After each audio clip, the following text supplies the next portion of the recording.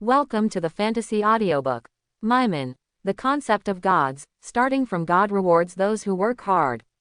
Chapter 41. Coming to the Academy of Magic, Aaron suddenly had an unspeakable emotion. This is the place where his efforts to change his destiny began, and he originally came only to survive on the big stage of the future.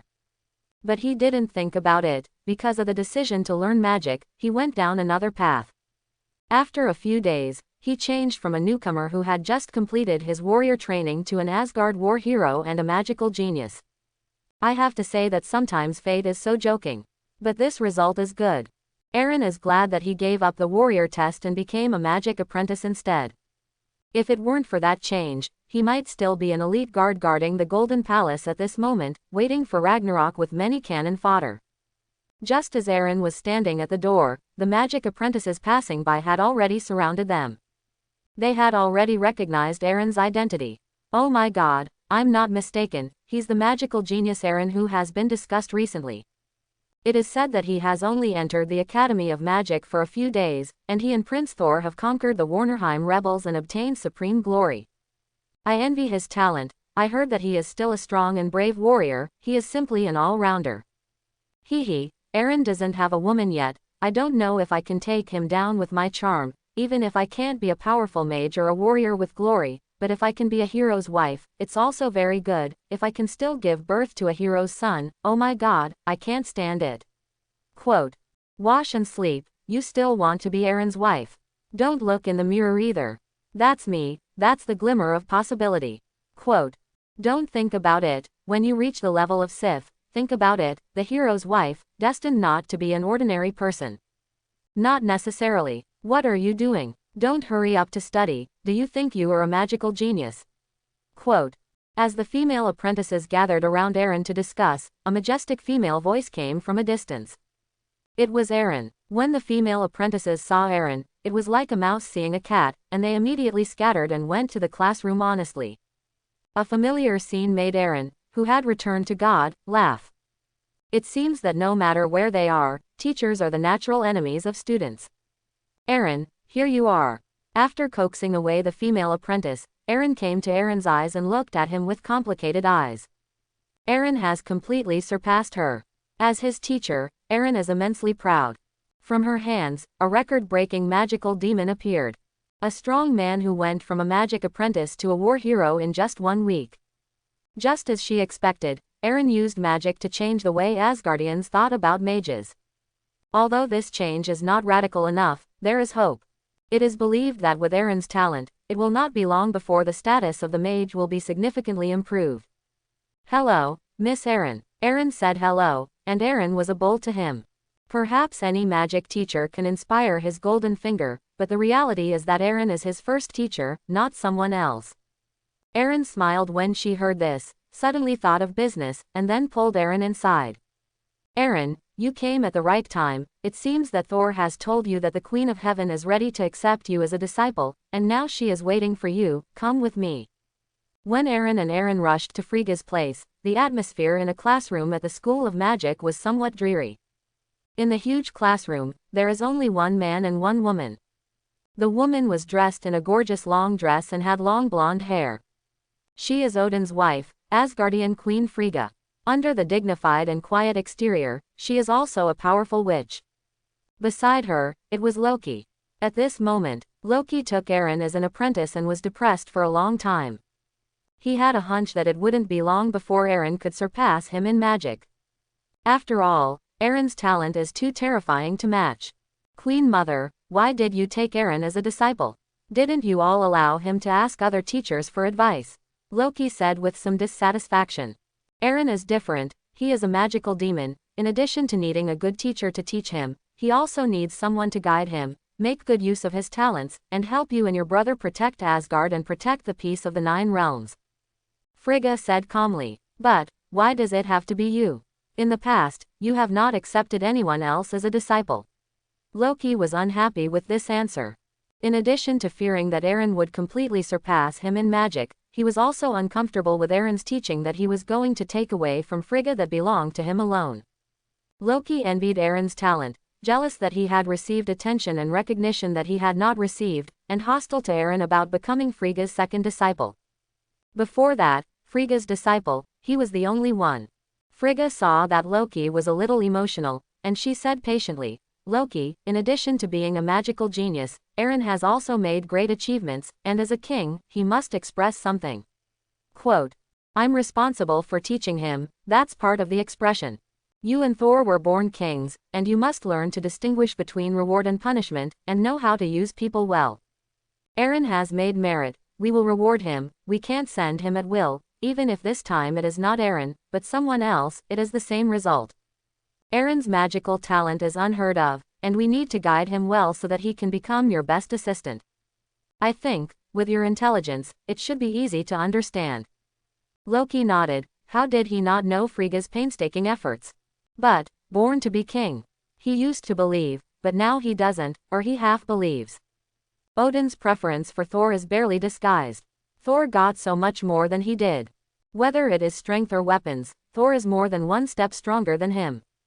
Looking at Odin's attitude, the future king of Asgard will only be Thor. Unless he can prove to Odin that he has more potential to become a king than Thor. Thinking of this, Loki couldn't help but ask in a low voice, Queen Mother, am I really born to be king? Quote, Frigga said without thinking, yes, you were born to be king. Quote, it's just that it's not the king of Asgard. Seeing Loki's appearance, Frigga wanted to tell him the truth, but Odin said that now was not the time. So we can only continue to hide it. When the time comes, Loki will understand their painstaking efforts. Receiving Frigga's affirmative answer, Loki relaxed his heart a little, and the desire to prove it in his heart was stronger. He wants to prove to everyone that Loki is more suitable to be king than Thor. Even without Thor, he could lead the Asgardians to peace. The air fell into a brief silence. Not long after, Eren's voice came from outside the door. Queen of Heaven, Eren has arrived. Then, the man who made Loki envious and jealous walked in. And smiled at him, hello, Loki. Quote, hello, Eren. Loki responded with a forced smile, but his heart was almost mad. He regarded his opponent as one of the strongest competitors, but the other party did not see him as an opponent at all. This huge sense of gap made Loki even more depressed. However, thinking of the identities of both sides, Loki's smile became a little sincere. HMPH, even if you are a magical demon, even if you become the first mage of the 9 realms.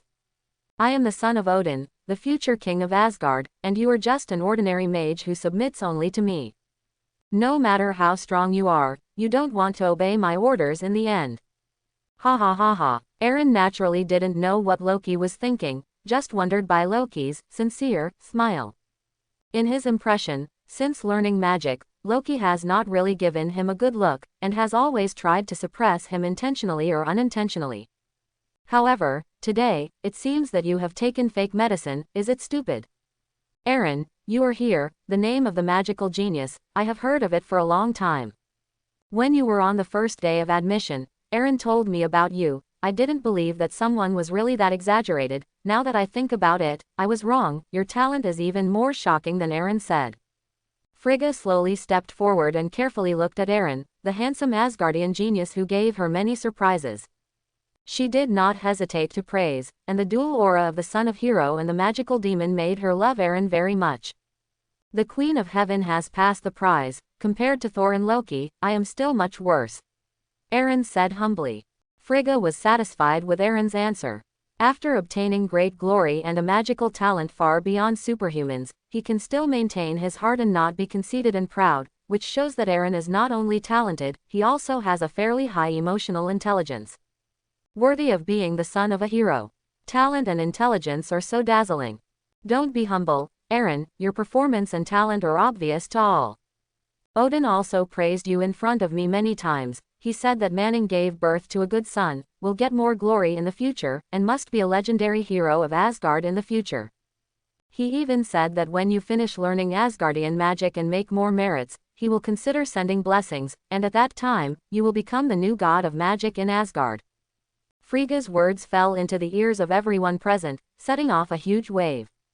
They thought that both Frigga and Odin would praise Eren's talent and bravery, and they had thought about other rewards. But they definitely didn't expect that Odin had such high expectations for Eren. Even made a promise to grant the god of magic. That's a real god's name. The existence with the name of the god born in Asgard for tens of millions of years is very rare. After years of war, the number has declined further. By now, Asgard's surviving existence with god names does not even exceed the number of hands. Although Asgard is an Asgard race and is called a god by the Earthlings, in fact, most of the Asgardians are not real gods, and generally only members of the royal family and Odin's most trusted people can have god names and walk as gods. For example, Thor, the god of thunder, Heimdall, the guardian god, etc. And now, Eren has been promised in advance that he will receive the title of god of magic and become a true god. And he's also the god of magic. This is a god name that is not inferior to the name of Thor.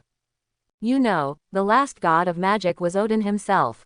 According to this, it is even a bold guess that Odin himself already believes that Eren's magical talent surpasses him and will one day replace him as the most powerful mage. Oh, my god, this is simply the coldest joke in 1,000 years. Compared to the god of magic, the first mage of the 9 realms is a hammer. Loki's smile froze, while Eren smiled brightly. Her conjecture came true. Eren really had the potential to become the greatest mage, and as she thought, she would become the new god of magic. His talent was affirmed by the king of the gods. His future is destined to be bright. Not to mention Loki and Eren, even Eren himself felt incredible. Odin actually made a promise to him, the god of magic, so easily. Outrageous, outrageous. Could it be that Odin considered himself as loyal to him in Asgard as much as Heimdall? Oh yes. I was originally the son of a hero, one of Thor's best friends. Eren quickly remembered his identity, and strictly speaking, he did have the possibility of gaining Odin's trust. Perhaps Odin has branded himself as a Thor follower, just like the 3 warriors and Sif. If Hela hadn't appeared, the 3 warriors would have been the 3 commanders of Asgard's army, assisting Thor in maintaining stability in the 9 realms. And Eren will also assist Thor in the name of the god of magic in the future. Thinking about it this way, it all makes sense. Eren had lived in Asgard for 1,000 years, and if there was a problem, it would have been discovered long ago. Now with his superhuman talent and rooted red label, it is too normal to be wooed by Odin. What's more, it's just a promise now. When he finishes learning magic and makes more merits, he can truly receive Odin's blessing and walk among the gods in the name of the god of magic. All thoughts were fleeting, and Eren thanked Frigga and said that he would definitely live up to the expectations of the king of the gods in the future.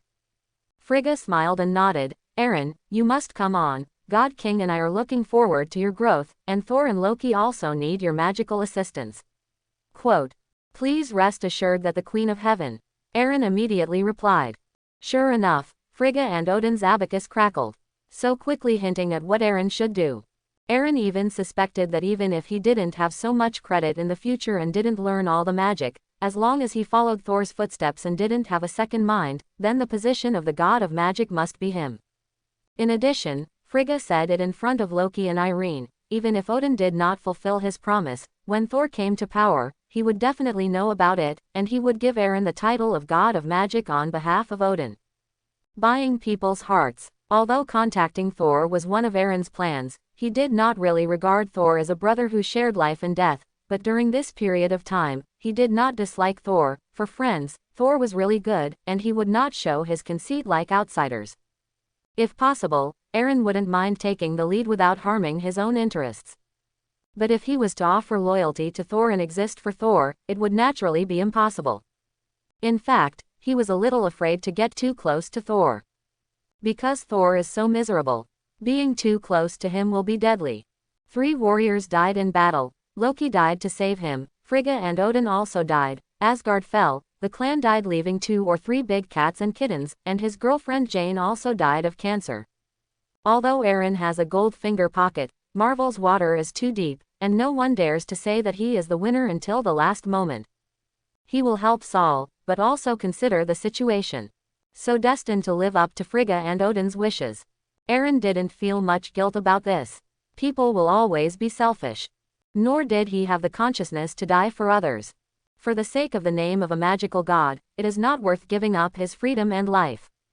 Frigga didn't know what Eren was thinking, and she was extremely satisfied with Aaron's answer. Aaron, since you are already my student, then the content of the first class will be left to you to decide. What do you want to learn? Aaron replied without hesitation. Queen of Heaven, I want to learn stealth magic. You want to learn stealth magic? Good vision, that's a very practical magic. Quote. After listening to Aaron's request, Frigga immediately entered teaching mode.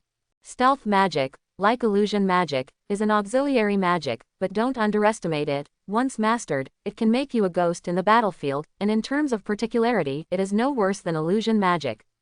I think with your magic attainments, you can imagine the importance of stealth magic. Aaron nodded. He naturally knew the horror of stealth magic. With his stealth magic, Loki can swagger and try to pick up Mjolnir under the strict control of S.H.I.E.L.D., and often cooperates with illusion magic to tease Thor and others. If it weren't for Loki's funny role and often forgetting to use magic, he wouldn't always be deflated. At least, you won't get beaten and you can escape smoothly every time.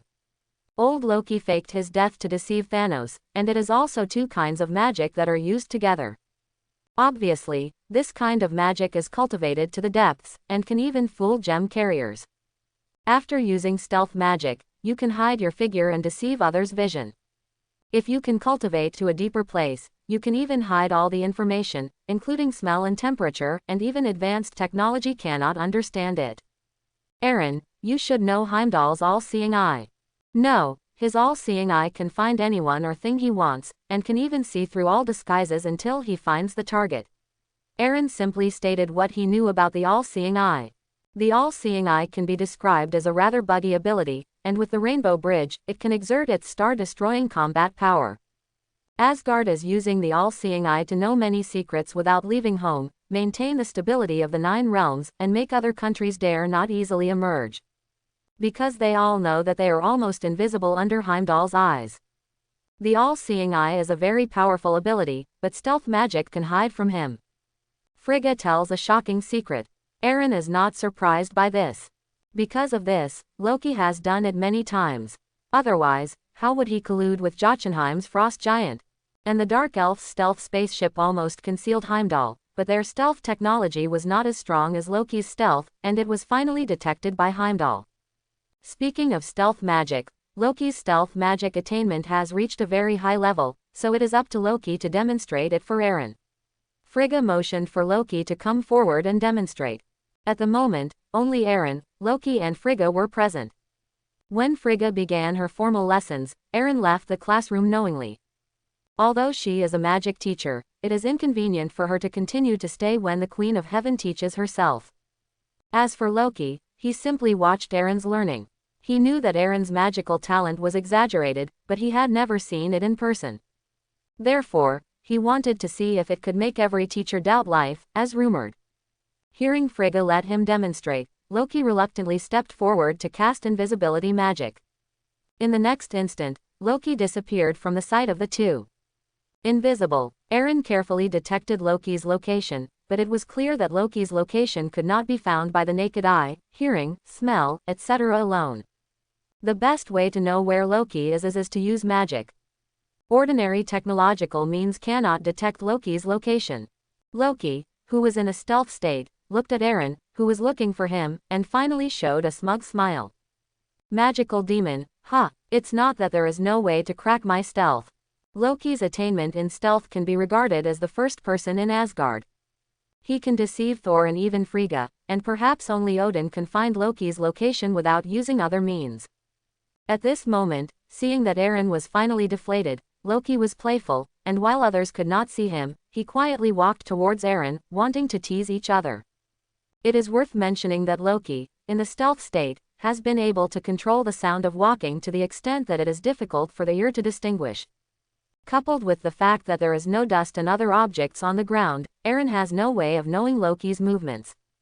But he also knew Loki's nature, and in order to prevent possible teasing, Aaron directly used the power of thought, summoning the invisible wind of power and shrouding the surrounding masses.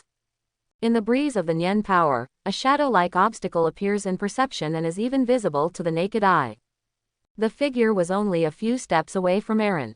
Seeing this, Loki did not know that his stealth was seen, and he was quite unhappy to recover his figure. Aaron didn't do anything to Loki. After all, Frigga was still here. Frigga continued at this moment. Use the Nyen power storm to find the stealth, a wise way to crack it. Quote. But this is based on the premise of knowing Loki's stealth. What if someone uses stealth to approach without you knowing it?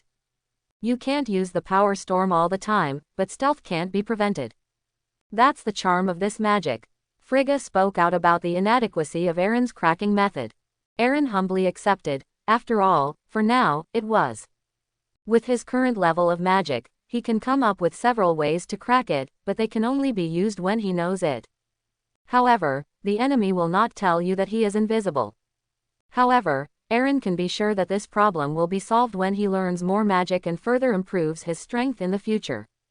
Moreover, the reason why he learned stealth magic is not to assassinate anyone, but to hide from the frost giant and even Odin to improve his strength.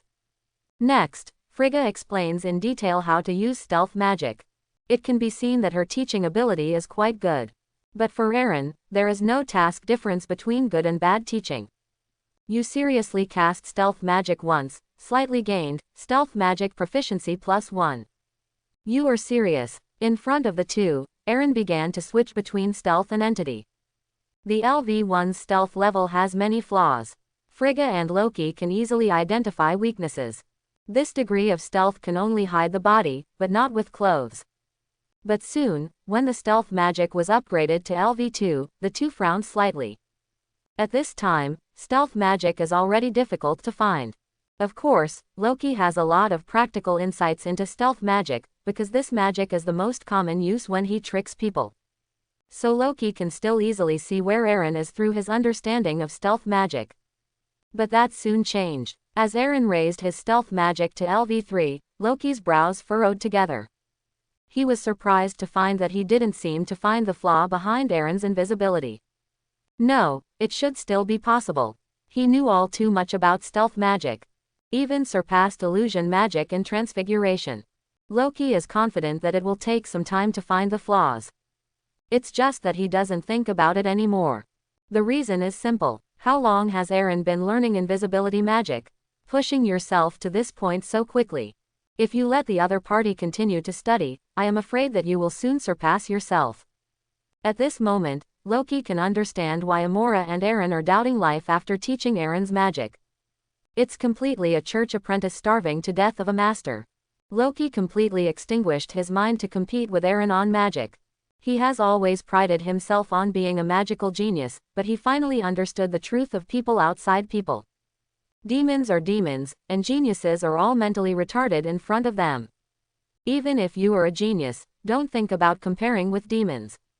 Fortunately, Aaron was just an ordinary Asgardian, and he was born king. The thought that he would control the magical demon in the future made Loki's heart ache. Frigga on the other side also nodded frequently, even if he had seen Aaron's talent for a long time, but this time he watched it up close again, he was still shocked. The god of magic must belong to Aaron. No one qualifies as a god of magic except him.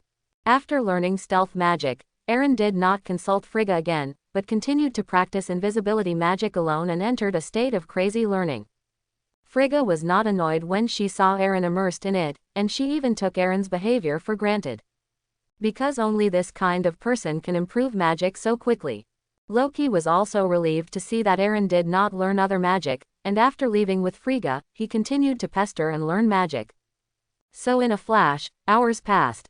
By the time Aaron returns to his senses, the stealth magic has been upgraded to LV4.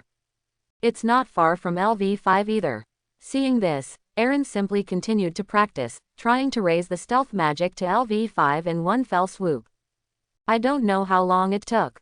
With the last cast of magic, the stealth magic has finally been upgraded to LV5. You seriously cast stealth magic once, you have achieved a lot. Stealth magic proficiency +4, your stealth magic has been upgraded to group stealth magic. Group stealth magic, as the name suggests, is no longer limited to hiding itself. Aaron can even go into stealth with multiple people. And in this stealth state, it can perfectly hide flaws such as temperature, sound, light, smell and so on. Even the aura of magic can be hidden. Even current Asgard technology can't detect Aaron's presence. You know, the toys that Asgard children play with have exceeded the Earth's cutting-edge technology for hundreds of years. Moreover, Heimdall's all-seeing eye cannot detect the location of Eren in the stealth state. At this moment, as long as he can reach Jotunheim smoothly, Eren has the confidence to take a leisurely walk among the infinite frost giants. He can even enter and exit the frost giant's lair without pressure, and he can also sit on his throne in front of Laufey. No one knows of his existence. As for whether Odin had a way to sense him when he was invisible, Eren didn't dare to pack a ticket yet. Because Odin rarely shows, he hides deeply. No one can know how terrifying he is after exerting his full strength. No one wants to test Odin's limits. It is precisely because of this that Odin seems unfathomable. Even if it is to analyze Odin's strength, it can only be analyzed through his opponents. Hela, who can seal the despair of awakening Thor, can also defeat Surtur at his peak. No matter which one, he can spy on part of Odin's depths. Eren doesn't feel that he has the strength to tease Odin. He also didn't want to test the other party's magical attainments so quickly. With Goldfinger's help, he will surpass Odin. Now that the stealth magic is in hand, one more prerequisite is met. Next, you only need to know the location of the Holy Spring, and you can initially solve the problem of magical energy reserves. As for the two artifacts in Odin's treasury, Eren also wants to get his hands on it. However, there is a magic band set by Odin in the treasure house, and once it breaks in, it will be known by Odin. That may lead to a head-on conflict with Odin, and the gains outweigh the losses. Eren habitually conjured pen and paper to write down plans. The previous plan was not perfect. He originally wanted to use psychic magic to control Heimdall, using his all-seeing eye and rainbow bridge control to teleport himself to the Fountain of Wisdom. But considering that after the mind seduces the other party, it may be known about the existence of the power of the heart. Eren wanted to use the secret passage between Jotunheim and Asgard to enter it. The 9 realms are not only accessible through spaceships or the Rainbow Bridge. Relying on the 9 realms of the World Tree, there are some extremely special spatial points. As long as you find it, you can only travel to and from different worlds. The first few frost giants in Thor 1 were led by Loki to bypass Heimdall's surveillance, came to Asgard through a secret passage, and infiltrated Odin's treasure house in an attempt to take the ice box. It not only interrupted Sol's ceremony to become the heir, but also triggered a series of events such as the expulsion of Sol and the killing of Laufey. At this point, Asgard entered the era of ravage, and the 9 realms were no longer peaceful. If you want to know this secret path, you must use psychic magic and mind reading to know Loki's thoughts. Or wait for Thor's canonization ceremony and wait for the chaos to begin. Eren thought for a moment, but decided to use the first method. This Loki is not a female Loki, and has not yet awakened the level of mind control of possession. As long as the spiritual magic attainment is high enough, it can unconsciously probe the other party's memory. The biggest problem is the coordinates of the Fountain of Wisdom. This question can also be learned by trying to read Heimdall's memory. Of course, libraries also have to find a way. Perhaps only the use of phantom doppelgangers is over. Amora alone is too difficult to find usable information from the vast library. Summoning enough physical doppelgangers will speed up the process. It's just that in this way, it will cost a lot of magic in the mind. After all, each avatar must occupy a certain amount of mental power, and the more numerous, the greater the pressure on the user. But for the sake of planning, that's all. Thinking of this, Eren was ready to divide the plan into 2 steps. The first step is to improve the magic of the mind. When you are strong enough, if you haven't got the coordinates, you will proceed to the second step, temporarily put down the strength improvement, and put all your attention into the library. If you still can't find the Fountain of Wisdom, then maybe you have to wait patiently. Wait for Loki to muddy the waters of the 9 realms, and then fish in troubled waters. It won't be long before that day. Although Eren does not know what time the Earth is now, according to the time calculation, it should not be long before he enters the timeline of Thor 1. Even if you can't find the Holy Spring, at most, it will only delay some strength improvement. At that time, find a way to get the ice box, which can also solve this problem. Thinking of this, waving his hand to cancel the magic, Eren rushed home to improve the spiritual magic as soon as possible. At this time, Thor and the others had already left, and I didn't know which drinking party to attend. For the rest of the day, Aaron frantically boosted his psychic magic, and then worked to restore his magical powers. Because the next plan, not to allow the slightest mistake, to maintain the peak of spirit and magic, is very important. Another day passed. On this day, Aaron rarely found Loki. Loki felt very strange that Aaron took the initiative to meet him. Before this, Aaron had never taken the initiative to contact him, and it was through Thor that he had the opportunity to deal with him. As smart as Loki, he has long been vaguely aware of Aaron's inexplicable sense of rejection of himself. This is also the reason why he did not think about wooing Aaron. But he never cared, because he was used to it. From ordinary Asgardians to the three warriors of the Asgardians and Odin, there is this sense of alienation. Loki didn't think Aaron's estrangement was incomprehensible. It's just that this time he detected an aura called conspiracy. If it weren't for the agreed place at the Academy of Magic, he wouldn't even want to go to the appointment. Arriving at the agreed place, Loki did not see Aaron. This made him frown slightly. What's the situation? Are you kidding me? Loki subconsciously brought the other party into himself, and in the past he has made many great achievements of asking people out and then teasing them with magic. That is, now that he has grown up, he does not want to do such boring tricks. In fact, no one is fooled anymore. At this thought, a smile appeared at the corner of Loki's mouth. If you want to tease me, you're looking for the wrong target. When it comes to tricking people, that's my specialty. Loki held his breath and quietly used stealth and illusions, using the doppelganger to wait in place, while the entity hid in the shadows, wanting to tease Aaron in turn. However, he had no idea that Aaron had quietly come behind him right where he was hiding. Coming to the position behind Loki, Aaron had already made sure that the other party was not aware of him. LV5's stealth magic has surpassed Loki's stealth magic. Unless Aaron actively reveals it, Loki will never be able to rely on traditional methods to find out his location. Aaron reached out and put his hand on Loki's shoulder. The power of the mind is activated in an instant. A golden light flashed through Aaron and Loki's pupils at the same time. In an instant, Aaron got what he wanted from the other party's brain. A secret passage to Jotunheim. Fact, who is it? A sudden touch sensation appeared on his shoulder, making Loki subconsciously jump up and look behind with wide eyes, and the illusion made the same movement, which was particularly funny. Loki looked around carefully and found no abnormality. Illusion, or stealth, only Aaron can achieve this level of accomplishment. Come out, Aaron, I see you. Then magic, I haven't been afraid of anyone yet. Quote. Loki shouted loudly and angrily, trying to trick Aaron out. That confident look is very tempting. Still not out. Isn't it illusion magic and stealth magic? Do you really think I can't crack your magic? Quote.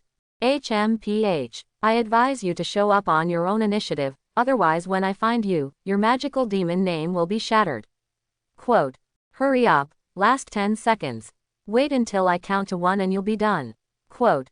10, 9, 8, 3, 2, 1.5, 1.4, 1.3, 1.2. Quote. 1.1, 1.9, 1.8. Loki's serious look was almost strained, and while he was counting, he was also secretly observing the environment, trying to find Aaron's location. To this end, he also used the power of mind after Aaron. However, the results were far from satisfactory. Aaron didn't seem to be nearby. This made Loki feel a little more than expected. The words have been put down, and he does not know how to collect them. I can only continue to count, but I dare not really shout 1. Oops, it's over. Just as Loki was racking his brains to figure it out. In the dark, Aaron is observing Loki's facial expression. He was sure if Loki sensed the power of the psychic in that moment. But now it seems that Loki is not aware of the key problem, and is more focused on stealth and illusion. Aaron completely let go of his heart, and no longer continued to tease Loki, took the initiative to sell a flaw, and deliberately walked through the dusty place, leaving a shallow trace. Loki, who had been observing his surroundings, quickly found the flaw. 1.3. 1. I found you, Aaron, and you're here.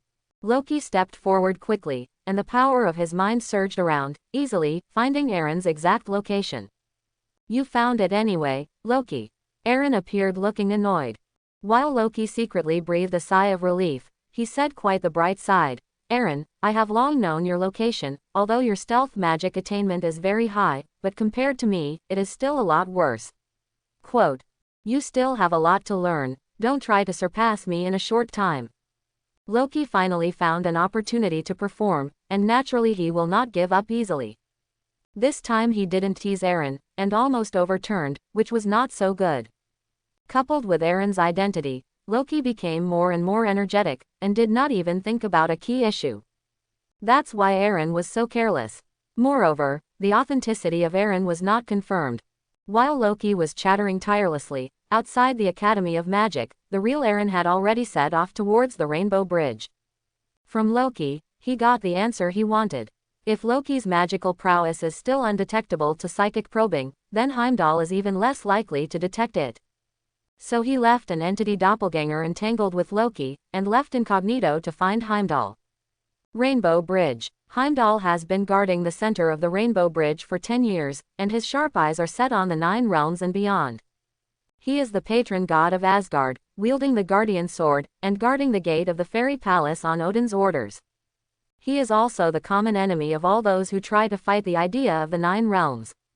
As long as Heimdall remains here, he can keep the enemy out of the 9 realms. No matter who wants to invade the 9 realms, they can't bypass Heimdall, and they must also find a way to get rid of him. The reason why Asgard has a long period of stability, in addition to Odin's strength, Heimdall's credit is also quite large. At the moment, Heimdall still performs guardianship duties. Aaron, on the other hand, hides his figure and approaches step by step from the Rainbow Bridge.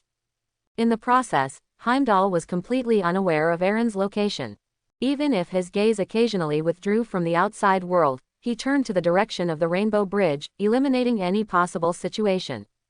In fact, his duty is to monitor the 9 realms, including Asgard itself. He guards against external enemies as well as internal enemies. The Asgardians were naturally under his surveillance. Despite this, Aaron is still in Heimdall's field of vision, step by step. Until it came to him. The guardian god is just a dragon set after all. Aaron sighed slightly, and then exerted his psychic power in the hope of obtaining news of the Fountain of Wisdom. However, the results were very disappointing. Heimdall didn't know the location of the Fountain of Wisdom. No, it's not that you don't know. Just as the all-seeing eye is not really all-sighted, Heimdall is not able to see through everything. Loki and Aaron in stealth, a special teleportation space connected to the 9 realms, a mysterious space containing realistic gems, ether particles, and even Taj are beyond Heimdall's surveillance. In Jotunheim, there are several places that Heimdall cannot monitor. One of the locations Aaron knew was clear, and that was the secret passage that he knew from Loki's mind. With the particularity of the Fountain of Wisdom, it is also beyond the monitoring of Heimdall. Therefore, you only need to rule out a few of these possibilities to find the true Fountain of Wisdom.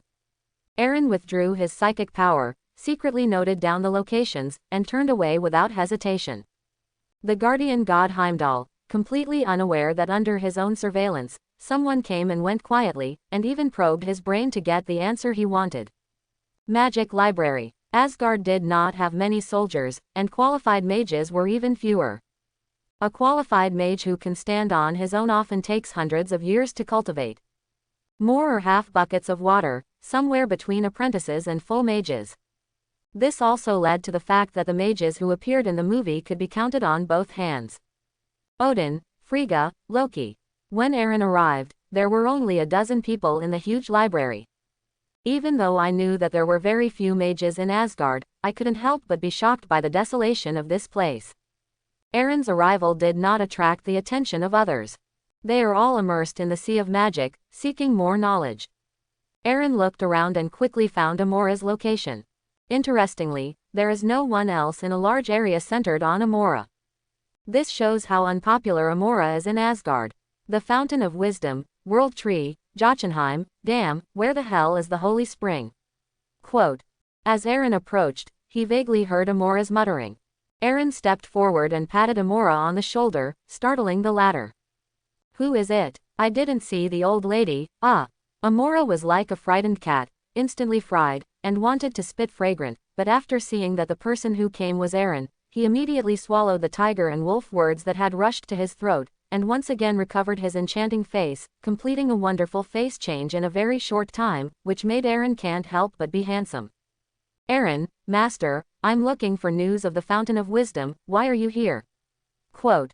When she said this, Amora looked very uncomfortable, and she was no longer the frivolous and casual strong woman posture of the past, but like a timid quail. Aaron frowned. His face was a little ugly, but soon a smile appeared again. "Forgot what I said. Amora sensei." Quote. The words, "Teacher Amora," were particularly loud. Amora instantly remembered the focus of Aaron's previous command, and his face changed again, looking no longer so humble and timid, this time much more normal. "Aaron, what did you come to me for? Is it about magic?" Amora said with the appearance of a serious teacher. Aaron nodded, and his voice instantly became much smaller. "I need to see the map of Jotunheim, as well as some important marked areas." Quote. It turned out to be this problem. "It's easy to do, I'll tell you the key to this magic now." Amora nodded and led Aaron to a bookshelf that quickly left the sight of the others. The two stopped and put together a pile of books from different places. Jotunheim is the territory of the Frost Giants, and although Asgard completely conquered the Frost Giants 1,000 years ago, and even broke into their lair and took the ice box, we don't know much about Jotunheim. Amora said as she opened a book. This book records the most detailed map information of Jotunheim, including the location of the lair of the Frost Giant Loki. It is said that the corrector of this book is Heimdall. His eyes are trustworthy, and the information will not be much different from the real Jotunheim, but there is no news of the Fountain of Wisdom on it. Quote. It's this book. No thanks. I already have an idea. Quote. Aaron glanced at the map casually, corresponding to several points in his mind, and quickly narrowed down the scope. Jotunheim is much larger than Asgard. Even if the target is narrowed down to a few points, it is not so easy to find. To walk all the coordinates, the time spent relying on foot power alone is unacceptable. And it is icy and snowy, and with the physical fitness of the Asgardians, it will not be able to eat for a long time. Aaron didn't want to stay in that bad place for too long. Now that the map has been used to narrow it down again, it's time to go to Jotunheim. Then you don't have to search for news about the Fountain of Wisdom. Stay honest, don't do stupid things. After saying a word to Amora, Aaron left the library again. On the way away, another physical doppelganger was separated. This avatar will attract the attention of others, including Frigga, during his trip to Jotunheim. Going to Jotunheim without permission is a felony. 1,000 years ago, Odin and Loki signed a truce. Both sides were not allowed to step into each other's territory, and anyone who dared to cross the border without complying with the agreement was at their own risk. It is impossible for Aaron to tell anyone else about this, and once he does, even if he escapes the siege of the Frost Giant, he will definitely be severely punished by Odin. Even if he is the son of a hero and a magical demon, he is not exempt from guilt. LV5's physical avatar is enough to hide from everyone except Odin. As long as you try to avoid going to the Golden Palace and Odin during this time, then there will be no trouble. But just in case, if you really find the Fountain of Wisdom and solve the problem of magical energy reserves, the first thing that should be improved is the portal. If I could travel between Asgard and Jotunheim anytime, anywhere, I would be completely out of the question. As Aaron walked incognito, he thought about the plans ahead. Soon came to the secret passage in Loki's memory. Without hesitation, he kept stepping into the cave, passing through a spatial turbulence, and came to the icy Jotunheim, the land of frost giants. As far as the eye can see, it is a land of mountains and rivers formed by 10,000 years of cold ice. The biting chill made Aaron shiver. As strong as his physical fitness, it is difficult to withstand the cold, which shows how low the temperature here is. Aaron took out an overcoat made of good Asgardian leather from the space and wrapped it around a plush scarf, so that it did not continue to be attacked by the cold. With Heimdall's memory of the map of Jotunheim in his mind, Aaron determined his direction and set out to find the holy spring. Along the way, Aaron remained invisible. Even in ice and snow, it perfectly conceals walking marks. The frost giants who passed by from time to time were unaware of this uninvited guest. They couldn't even imagine that a feuding Asgard would walk under their noses. Jotunheim rarely saw the sun. At least Aaron had never seen the sun in all that time. Snow is the only weather here. The faint light that comes from nowhere, so that the world will not fall into eternal darkness. But even so, for people of other races, Jotunheim is definitely not a good place, let alone a tourist attraction worth sightseeing. Here, in addition to ice and snow, frost giants who do not know where to hide may also take people's lives at any time. I don't know how long I walked like this. Aaron finally found a place that was suspected to be the Fountain of Wisdom. The place is not covered in snow and ice like other places. On the contrary, there is a spring full of life. And the frost giants are not visible nearby. It seems that they all avoid this place. Although he had not yet seen the Fountain of Wisdom, Aaron had determined that this was the place he was looking for. He could sense the majestic aura of magic from the air. The whole body is like gluttony absorbing the surging magic. This is it. Aaron's eyes sparkled, and then he entered it and came to a holy spring. Fountain of Wisdom. The Fountain of Wisdom, also known as the Fountain of Mimir, is located in Jotunheim and is connected to the World Tree. It is said that wisdom can be gained by drinking just a sip of spring water. According to the myth and legend before the journey, Odin came to the spring in order to gain wisdom, and in exchange for his right eye, he drank the spring water and gained all the knowledge of the world. At this point, Odin lost an eye forever. Now, though, it's the Marvel Universe. Although it is still uncertain whether this universe is a movie universe, Aaron knows from memory that the eye that Odin lost today was not sacrificed for wisdom, but was injured by Loki. In other words, Odin's wisdom has nothing to do with the Fountain of Wisdom, and its ability to predict Ragnarok comes from Odin's power. Amora also learned from fragmentary information that the Fountain of Wisdom possesses some unknown special powers. But no one knows yet. After all, the relationship between Asgard and Jotunheim does not allow anyone to probe the secrets of the Fountain of Wisdom. Aaron also thought about obtaining the infinite wisdom from the Fountain of Wisdom. Maybe the attribute intelligence column can directly reach the top. This also maximizes the potential of embodied magic. He is too lacking in intelligence, but the attribute that is currently prioritized is energy intensity, and intelligence can only be temporarily stranded. And with his current intelligence, he simply cannot exert the maximum level of LV5's materialized magic. Not to mention the LV6, LV7 in the back. However, to gain wisdom from the Fountain of Wisdom can only be thought. For him, the Fountain of Wisdom was too strange and mysterious, and without sufficient knowledge and strength, it was the most foolish act to venture to obtain power far beyond his own ability. And, as far as Aaron knew, there was definitely a price to come to wisdom from the Fountain of Wisdom. Whether it is the mythical Odin, or the rune king Thor in the comics, both gouge out their eyes and sacrifice. Odin lost only one eye, while Thor lost two. Aaron's strength is much worse than theirs. Maybe the Fountain of Wisdom can't see his eyes. Therefore, the most practical thing is to improve your strength.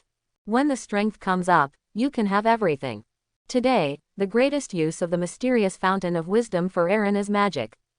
Before crossing over, there is a saying that the magical energy of Asgard and even the 9 realms comes from the World Tree, and the Fountain of Wisdom is one of the bridges. Asgard's relationship with the World Tree is similar to that of Karmataj and the dimensional demon god. Both of the former need to obtain energy from the latter. Asgard has to pay a price for its energy. Aaron didn't know the price, and perhaps Ragnarok was one of the costs. It's a reincarnation. The Asa Protoss will keep repeating the eternal cycle of Ragnarok and rebirth with no end. If this is the case, then as strong as the Asa God clan, it is just a puppet to be manipulated. However, Aaron did not dwell too much on this issue, and his future was destined to transcend the 9 realms and the World Tree.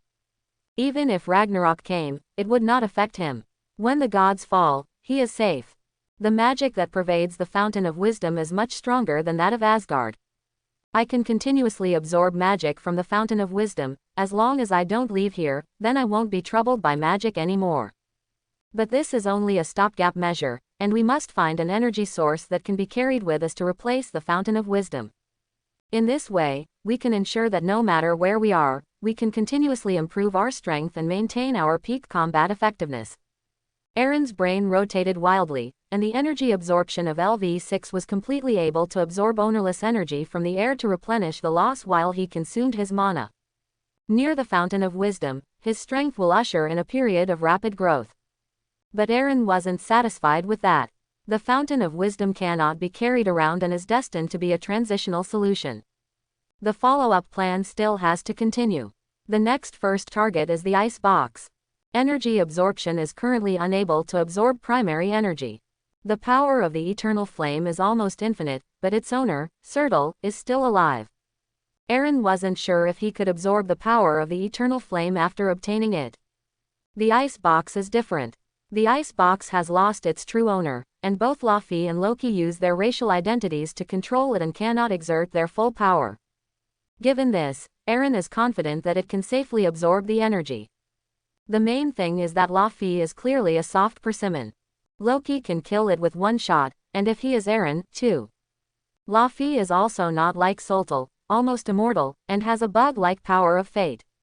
Even if he is killed, he is destined to appear again in the future. For Ragnarok is inevitable. Surtl, as the most crucial figure among them, will also appear. In other words, Eren killed Surtl for the eternal flame, and it is estimated that it will be difficult to really control the eternal flame before the arrival of Ragnarok. Plus Eren and Laufey still have a vendetta against their father and mother. No matter what, Laufey must die. Naturally, the ice box became Eren's primary target. Next, Eren sank down and began to practice magic. With the support of a huge energy source, Eren cast a large illusion environment magic around him very atmospherically. In this way, even if the frost giant and Heimdall set their eyes here, they will not be able to find Eren, but Eren can cast magic freely without worrying about being discovered. The magic that ascends first, portal. The plan to find the fountain of wisdom is absolutely correct. With the support of a huge source of energy, the progress of learning magic is completely different from before. Teleportation magic is a high-level magic that is extremely mana-intensive. Even the old Loki, who doesn't know how long he has lived, can't use it for a long time. It is a bottomless pit that is more than deep and shallow, and is depleted as the distance and duration of the teleportation increase. If Eren wanted to improve teleportation magic before, he would have to alternately meditate and teleport, and it took more time to absorb energy than to practice teleportation magic. Now it's different. Here, Eren can absorb energy openly, and the energy near the Fountain of Wisdom seems almost infinite. Every time you absorb energy, it is enough to practice teleportation magic for a long time.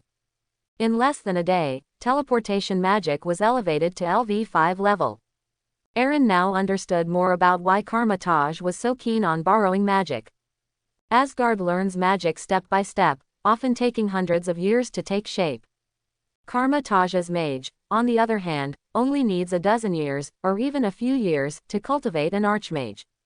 Using long-distance teleportation is even easier, and there is no mana consumption at all. After all, the magic they used was all magic borrowed from the dimensional demon god, not their own, and it was not painful to use at all. At this point, Asgard's magical system is much worse. Higher requirements for bloodlines. Perhaps only Odin, who has the power of Odin, and Thor, who has the power of Thor, can achieve the same level as Karma-Taj. Others are more like Heimdall, using 1 or 2 dark energy teleportations to stop. So that there is powerful magic in the air, but they dare not use it at will. Even for formed mages, the usual task is to enchant, not go to battle. No wonder the status of mages has been slow to be taken seriously. Thinking of this, Eren felt that Eren's dream might never come true. If the status of mages is to be improved, it is not necessary to have 2 mage heroes, but to reform the absorption of magical energy. There has to be a more efficient way to increase energy in order for the mage to move from behind the scenes to the foreground. Eren's method of improving magic is limited to himself and cannot be popularized by the public. Even if his magical strength surpasses Thor and surpasses Odin, becomes the new god of magic, and becomes the most powerful mage, the mages of Asgard cannot improve their status from the root. Still can only become a vassal of the fighters. Eren shook his head. He couldn't think of a way to solve this problem for the time being. Moreover, he does not have the heart to solve it at the moment. His most important purpose is to become stronger. Everything else is something that is occasionally considered in your leisure time. Return of consciousness. Eren looks at the upgraded teleportation magic, space teleportation LV5. In fact, he hadn't really experienced portals during this wave of enhanced teleportation magic. To use portals, you don't have to go through the door to increase proficiency, you only need to build the door completely. According to Frigga's explanation of portal magic, the simplest portals can only teleport as far as the eye can see. This is not because you can only teleport such a close distance, but because the mana consumption within this distance is controllable. Once out of sight, there is a risk that there will be a lack of mana. Beyond that, there is a more important point. Once out of sight, the built portal is likely to be unstable or even unsuccessful. If the portal is unstable, spatial turbulence may occur, and if you do not pay attention, it will be torn apart by space. The reason for the unsuccessful build may be a position drift, the presence of other material at the teleportation location, causing the portal build to fail. It may also be that the distance is too far and the simple magic is not enough. When the teleportation magic reaches a certain level, you can teleport freely throughout the Asgard realm. However, if you want to achieve this level of teleportation magic, it is quite difficult. According to Frigga, even she couldn't do that. Not because there is not enough magical attainment, but simply because there is not enough mana reserve. Since Frigga became the Queen of Heaven, she has fallen behind the magic cultivation, and the magic power is not so momentary. As for Loki, maybe he can't even teleport magic. Perhaps, but Aaron had never seen him use it. Therefore, now in Asgardry, the highest attainment in teleportation magic is Odin. According to Frigga, Odin has developed more powerful teleportation magic on the basis of teleportation magic, and already has the ability to teleport across galaxies. Aaron was still skeptical, because this teleportation ability can be given. Odin once gave this ability to Heimdall, giving him the ability to control dark energy teleportation. According to this situation, dark energy transmission may be the result of using Odin's power to strengthen. Then they also have the ability to bless others with this power. But these are all speculations. Compared to guessing the source of Odin's transgalactic teleportation, it is better to look at the limit of space teleportation. The first experiment naturally did not come up and directly teleport across the galaxy. Aaron's chosen location is the secret passage point. With a wave of his hand, he practiced hundreds of teleportation magic. Probably because the absorbed energy comes from the fountain of wisdom, Aaron's magical energy color is different from Amora's, it is golden. This is similar to Odin and Heimdall. The golden energy creates a circular channel. As for the other end of the portal, it was the place where the memory arrived at Jotunheim. After the instant construction was successful, Aaron stepped into it. In the next second, I came to the entrance of the secret passage. Good. Feel the consumption of mana in the body, almost 1/10 of it. Can I only use it 10 times? I don't know if I can do transgalactic teleportation in its heyday. Doing what he wanted, Aaron first returned to the Fountain of Wisdom to restore his magic, and then imagined the settlement of Asgard in his mind. The magic in the body frantically poured outward along the hand. In a moment, a golden portal appeared in front of you. It worked, but, still too reluctantly. Quote, once you use this move, you will lose the 9th layer of energy, and your strength will be greatly reduced. Until the problem of mana reserves is completely solved, it is better not to use this trick as a last resort. Otherwise, the teleportation will not come back in a short time. Aaron was happy at the same time, but also quite a headache. He has achieved cross-galactic teleportation like Heimdall, and can even teleport others, but the consumption of mana is too great. If someone strikes at him at this time, it is likely that there will be danger due to magic problems. After some experimentation, Aaron directly disbanded the portal. Now returning to Asgard, it will take a long time to recover and teleport back, which is completely unnecessary. Next, it is necessary to further improve the magic. While absorbing energy and converting it into his own magic, Aaron conceived an improvement plan. The intergalactic portal is enough. Continue to improve, there is no need at the moment. Might as well practice energy shields. Further increase life-saving capacity. Soon, the magic was restored. Aaron then began a new round of magical upgrades. At the same time, Asgard. In the days since Aaron's departure, no one has seen through Aaron's authenticity. In the past few days, Frigga has sought out Aaron twice. However, on the grounds of learning magic, the teaching progress was temporarily delayed. Frigga didn't suspect anything. It is true that Aaron's magical talent is very strong, but learning magic is not so simple. No matter how smart people are, they also need time to specialize. As for Loki, he passed by Aaron's residence many times. Until now, he had not noticed the flaws in that stealth magic contest. He thinks he is still better than Aaron in stealth magic. It is precisely because of this that he will pass by Aaron's residence and see if Aaron goes out every day, so that he can continue the teaching of the last time. Honestly, that experience of teaching magical demons was so wonderful. Loki really wanted to do it again. However, his sweet dream did not last long. In order to avoid Loki's entanglement, Aaron directly controlled the doppelganger and used stealth magic to teach Loki once. After that time, Loki never appeared nearby again. That's when it finally cleared up. In addition to Loki, the Thor and several have also gone to Aaron for drinks together. Although some time has passed, people's enthusiasm for Aaron has not diminished. In particular, Aaron hardly appeared in public after the battle, adding a bit of mystery to his identity as a magical demon. The image of a hardworking magical demon jumped into his heart.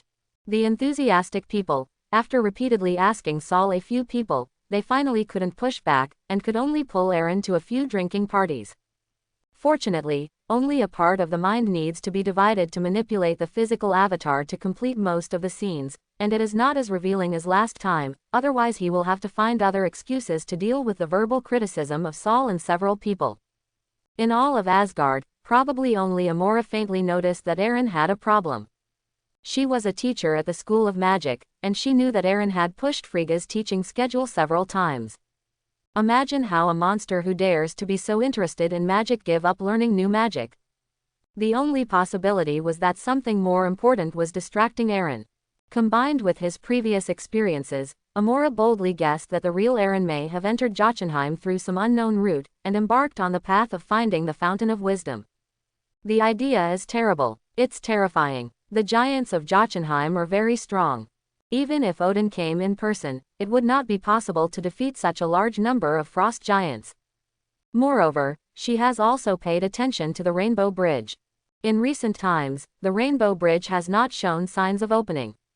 Heimdall's loyalty to Odin is unquestionable, and it is impossible to let Aaron leave privately. In other words, it is possible.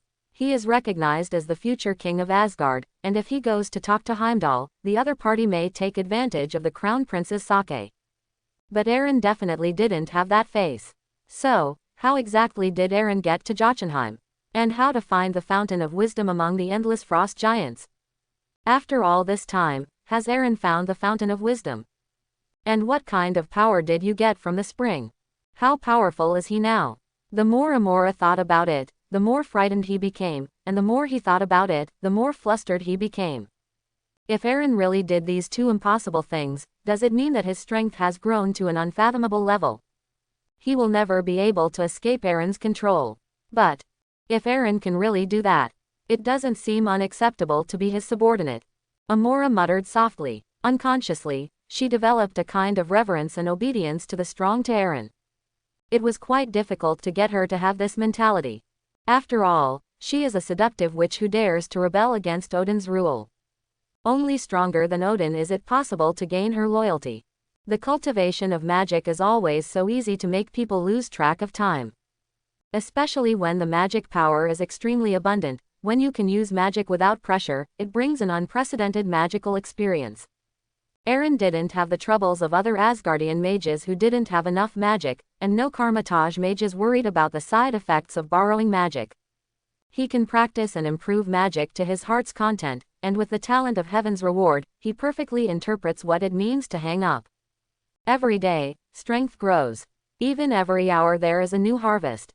Since Aaron collected a large amount of food in advance, there was no need to worry about supplies in Jotunheim, which was short of resources. This feeling of not having outside interference and rapidly improving strength makes people addicted. At this point, property templates have changed drastically. Name, Aaron. Lifespan, 1,005 thousandths. Talent, heavenly reward for hard work. Skills, energy absorption LV6, embodied magic LV5, fighting LV5, sword art LV5, gun art LV5, space storage LV5, mind barrier LV5, Nyan power LV5, energy explosion LV5, energy shield LV5, space teleportation LV5, mind magic LV5, group stealth magic LV5. Attributes intelligence 3, Strength 4, Speed 3, 4, Endurance 4, 5, Energy Intensity 5, Fighting Skill 6. Strength Evaluation, Surface Level, First Class Superhero. Due to the presence of Nien power, Eren can fly at supersonic speeds, so the upper limit in the speed column is 4. The rise and fall of endurance is because of the energy shield. With Eren's energy reserve and energy shield magic level at the moment, it can easily withstand bullets and even missile attacks. Compared to the 3 warriors of Immortal Palace and Sith, his defense is much stronger. Even surpassed Loki. Although Loki looks crotch-pulling, his defense is definitely commendable. Not everyone can survive the Hulk's heavy falls and still be intact. Not everyone can face the Hawkeye's explosive arrows without even breaking the skin. No matter what, Loki also has the royal bloodline of the Frost Giant. Even if it is a defective version, his innate physical fitness is stronger than that of ordinary Asgardians. Of course, Loki's physical fitness has also been complained about, such as being subdued by ordinary people in the Time Bureau. According to common sense, his magic is forbidden, and even his physical fitness will not be sealed, not to mention that he is not an Asgardian, he is an ice giant, and the racial advantage is there. Perhaps, simply a plot need. In addition to speed and endurance, it is worth saying that the energy intensity has increased by another 1. Most importantly, the strength evaluation finally advanced, from the second-rate superhero to the first-class Super League club. At least in the early stage, finally not cannon fodder. Seeing this, Eren also smiled. Although according to the major attributes, his strength is actually not a first-class superhero, whether it is Hulk, Thor or Captain Marvel, he is not comparable in terms of attributes. Even the attributes of some second-rate superheroes are no worse than him. But who called him a mage? The comprehensive combat effectiveness of mages has never simply looked at the attribute column. Their magic is the most unstoppable. Just like Doctor Strange, his major attributes are definitely inferior to Thor, but he uses the characteristics of lending magic and the many magic he has learned, even Thor cannot take him. Loki, who has good strength, was even killed by the meeting. As for Eren, there is no need to say more. All LV5 level magic is enough to explain everything. The fact that other mages can raise a magic to LV5 is valuable enough to be called an authority in the field of magic. And Eren, experts in all fields, to say that the fight is a second-rate superhero. Even if it is a first-class superhero, it is definitely not worthy. In fact, with Eren's strength at this time, even against Thor, there is a possibility of winning. At least it can put Thor in a bitter battle. He knows too much magic and too comprehensive. It's easy to turn Saul around. If done properly, it can even cause a death crisis for it. Thor is strong, whether it is strength, defense, or vitality, it is crushing for Eren. But Eren's spatial teleportation magic, telepathy magic, and embodied illusion magic, if used properly, can definitely pose a threat to Thor. Moreover, according to this improvement speed, it will not be long before Eren can catch up with Thor on the attribute bar. He is confident that he will surpass the energy intensity in a short period of time. Fighting skills may even be on par with Thor. And, of course, intelligence. Eren didn't feel that his intelligence would be lower than Thor's. He also has a potential advantage, which is his knowledge of the plot. It's totally suspension. If you want to continue to improve your current strength, the only thing you need is time. Before continuing to improve, maybe consider enchantment magic. Eren took out the enchantment magic book and hadn't touched it since he had been reading it for a while. Enchanted magic does not improve strength much, and it will take a lot of time to study. He also discovered that the power of enchantment depended on the mage's own energy level and magical attainments. Even if I learned enchantment magic before, I couldn't create a satisfactory artifact. Now it was different. With an almost endless fountain of wisdom and a variety of powerful magic, he was confident that he would create an artifact worth using. Then, enchantment magic should be included in the study program. Learning enchantment magic is no easier than any other kind of magic. This magic has a deep knowledge. Asgard can do without a fighting mage, but not without an attached mage. The weapons in each warrior's hand, the equipment on his body, are enchanted by the mage. Defense against energy weapons, almost full. Neither human bullets nor dark elves' energy guns are enough to pose a threat to defenseless ordinary soldiers. You know, the weapon in the hands of the dark elves can easily smash the thick stone pillar that the two of them are holding together. This shows that the enchantment defense is strong. That thin layer of energy protection allowed them to advance steadily like tanks in the face of long-range output of other races. Moreover, their equipment is made of uru metal, and their strong physical defense and excellent magical conductivity allow them to withstand most conventional weapons in the universe. Weapons that can break their defenses can be called artifacts. If ulu metal allows them to ignore the blades of other races, then enchantment gives them the confidence to defy the energy weapons of other civilizations.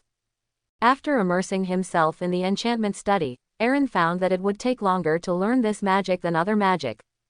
It even touches on Asgard's technology. It is worth mentioning that Asgard's enchantment and technology complement each other. It belongs to the kind of relationship that you have me and I have you. With this in mind, Aaron decisively set his sights on one of the plates. The enchantment of this section is different from other parts and is more special.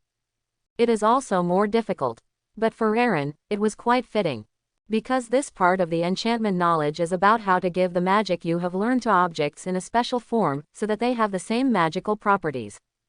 For example, enchanting an earth weapon and giving it space storage magic can increase the ammunition capacity, and transform a 30-round magazine rifle into a machine gun with hundreds of rounds without changing its performance and size.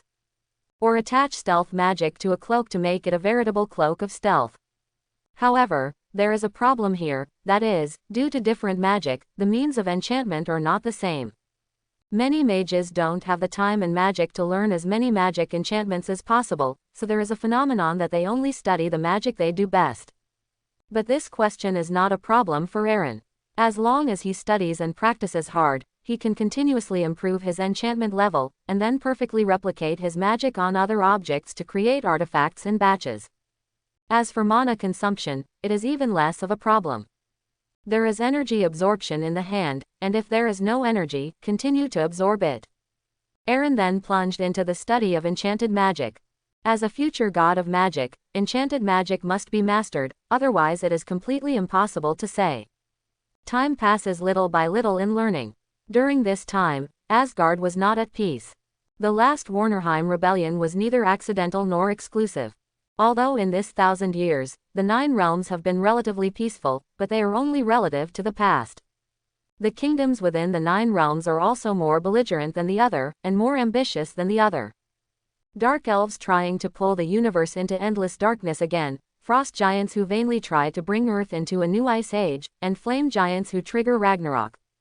In contrast, the Jotunheim rebellion today is only a small fight, a mild overkill.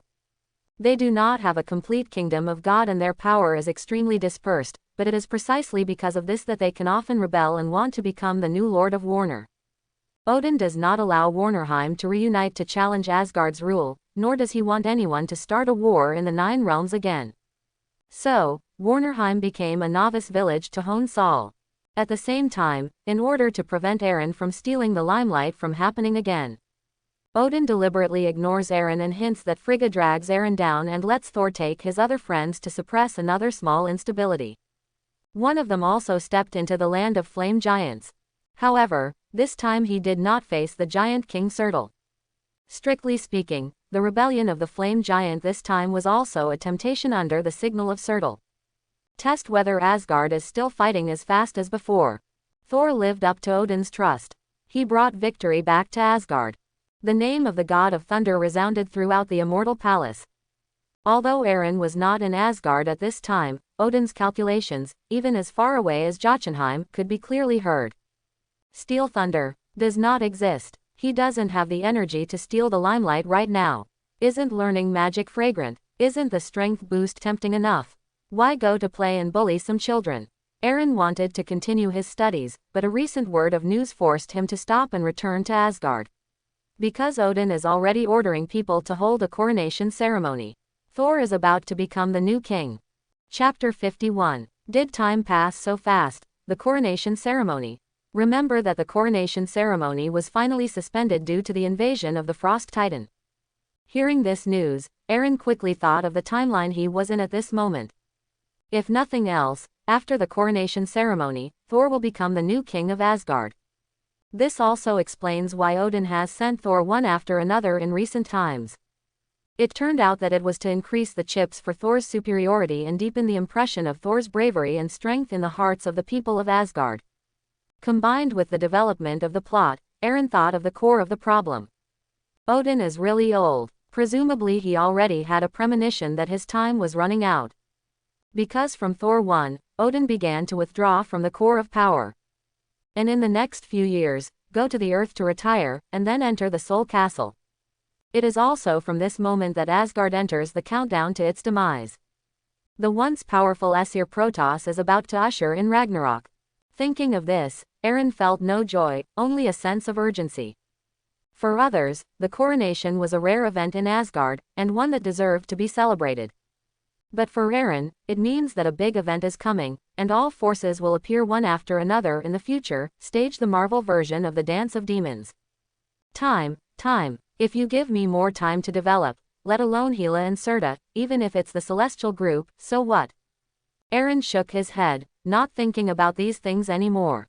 Fortunately, there is already a certain amount of self-protection strength now. As long as you don't go too wild, there will be no danger.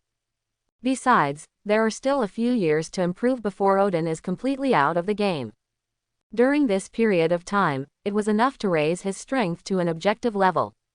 After simply packing up the equipment, Aaron opened the portal, came to the secret passage, and wanted to go back.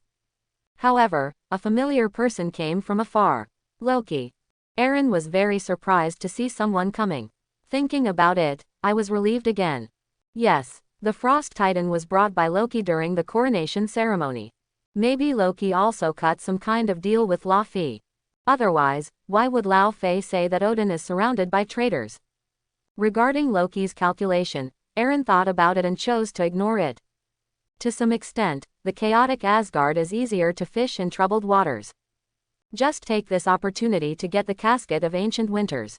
With this in mind, Aaron, who was in an invisible state, sat and watched Loki leave before stepping into the tunnel. As soon as he got home, Aaron cancelled the materialized duplication, and then walked towards the Academy of Magic.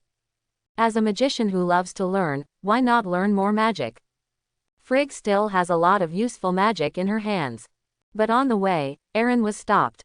The people who stopped him were none other than Thor and the others. "Hey Aaron, you're finally getting out of the cabin." Seeing Aaron, Thor and the others looked very happy.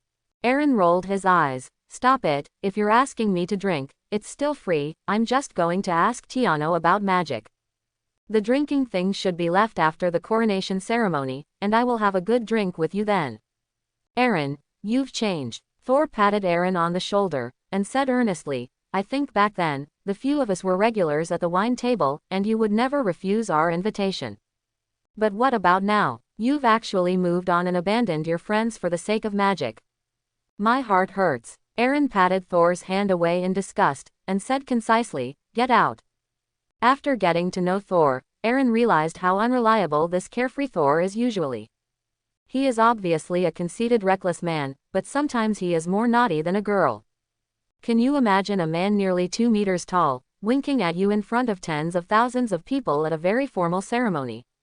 Whether other people can do it, Aaron doesn't know. But he's pretty sure it's nothing to Thor. And even more outrageous things than this can be done. Seeing Thor's still smiling face, Aaron held his forehead and sighed. "Thor, what do you think the king would think if he knew how you are now?" "He's going to think, my boy is awesome," Thor replied without thinking. Quote. "I doubt if the blood of the God King is flowing in your body." Aaron's eyes were full of doubts.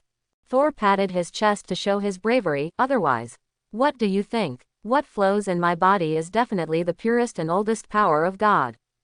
Wine and cheese." Aaron shrugged and didn't say anything, but said helplessly, "You won the narcissism." When Aaron conceded defeat, the others laughed too.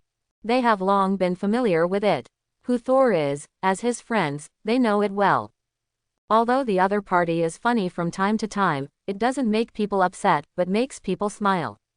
It is precisely this kind of Thor who has no scheming, honesty, and approachability that makes it easier for them to support him. Unlike Loki, who usually likes to use magic to tease people, and his scheming is even more unacceptable. Except for Thor, all of them are somewhat repulsed by Loki. Say Cao Cao, Cao Cao arrives. While talking about Loki, Loki also arrived. Judging by his appearance, it is obvious that he is also on his way to the Magic Academy. Since several people rejected Loki, they subconsciously searched for other topics when they saw him coming over. By the way, Aaron, what magic have you been learning recently? This is the first time I've seen you take so long to learn a certain spell. I heard that in order to learn this magic, you didn't even find Tiano to learn new magic. Sif asked rather curiously. Everyone, including Thor, looked over. The Academy of Magic is not a military forbidden place, and the news about Aaron repeatedly dodging the teaching arrangement of the Queen has been spread long ago. They also know Aaron's dedicated research spirit, and the freshness of learning magic cannot be faked. Everyone wonders what Aaron has been up to all this time. Loki, who had just arrived, pricked up his ears. He was also very puzzled that Aaron hadn't come to the Magic Academy during this time. I am afraid that Aaron has learned some terrible magic behind his back. It's nothing, just studied some enchanting magic. Aaron responded by throwing out enchanting casually. Enchantment, have you learned it? As soon as Sif opened his mouth, he immediately refuted. No, with your ability, whether you can learn it or not is the problem. How far has your enchantment magic reached now? Generally, I just made some small gadgets. Aaron took out a cloak and introduced it to everyone. Not long ago, I learned the invisibility magic from Tiano. No, after being exposed to enchanting magic, I wondered if I could give the invisibility magic to the equipment, so that people with invisibility magic can also use invisibility. Think about it, if our fighters can enter the invisible state at any time, what effect will it have on the enemy? What effect? A few people brought the enemy into thought for a while, and their faces changed instantly. Imagine a group of warriors who are very strong in defense and attack, and have learned the stealth of the assassin magician. When the enemy was still waiting, they suddenly launched an attack. Definitely kill them by surprise. Asgard's fighters are already so strong that they almost have no opponents. If they can be invisible, they are simply invincible. Did you succeed? Loki looked a little gloomy. The invisibility cloak had worked, which wasn't a good thing for him. What he likes to use most is invisibility magic. If everyone knows it, then he is still playing a fart. Aaron nodded, and showed the cloak in his hand to several people. This is it. May I try it? Thor looked eager to try. Can.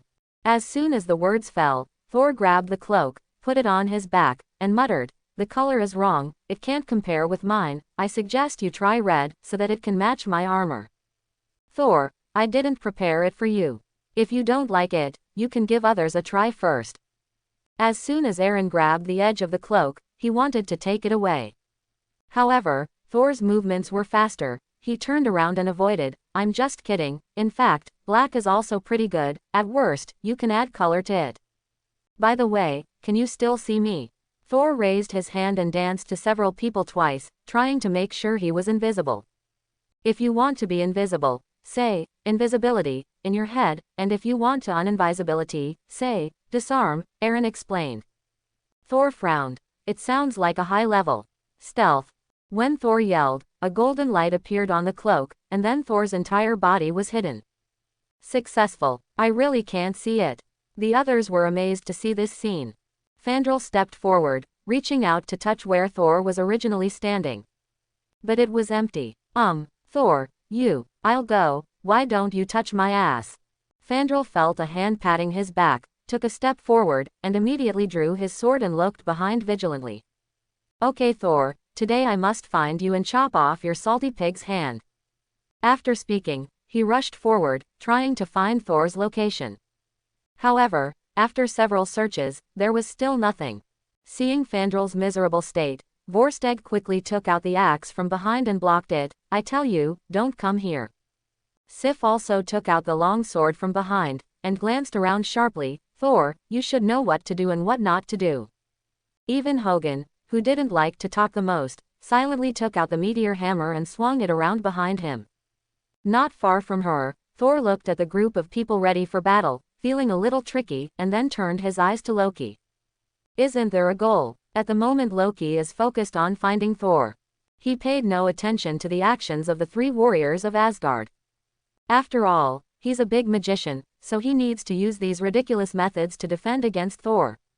It's understandable that he couldn't find Aaron under invisibility, but he couldn't even find an invisibility cloak, right? According to common sense, the enchantment strength on the equipment is not as strong as that of the enchanter originally. But if the other party is Aaron, Loki is not sure if the same applies to the other party. It was just a moment of thinking, and Loki didn't even notice that Thor had touched behind him. Snapped. Loki's thoughts were completely shattered by this slap.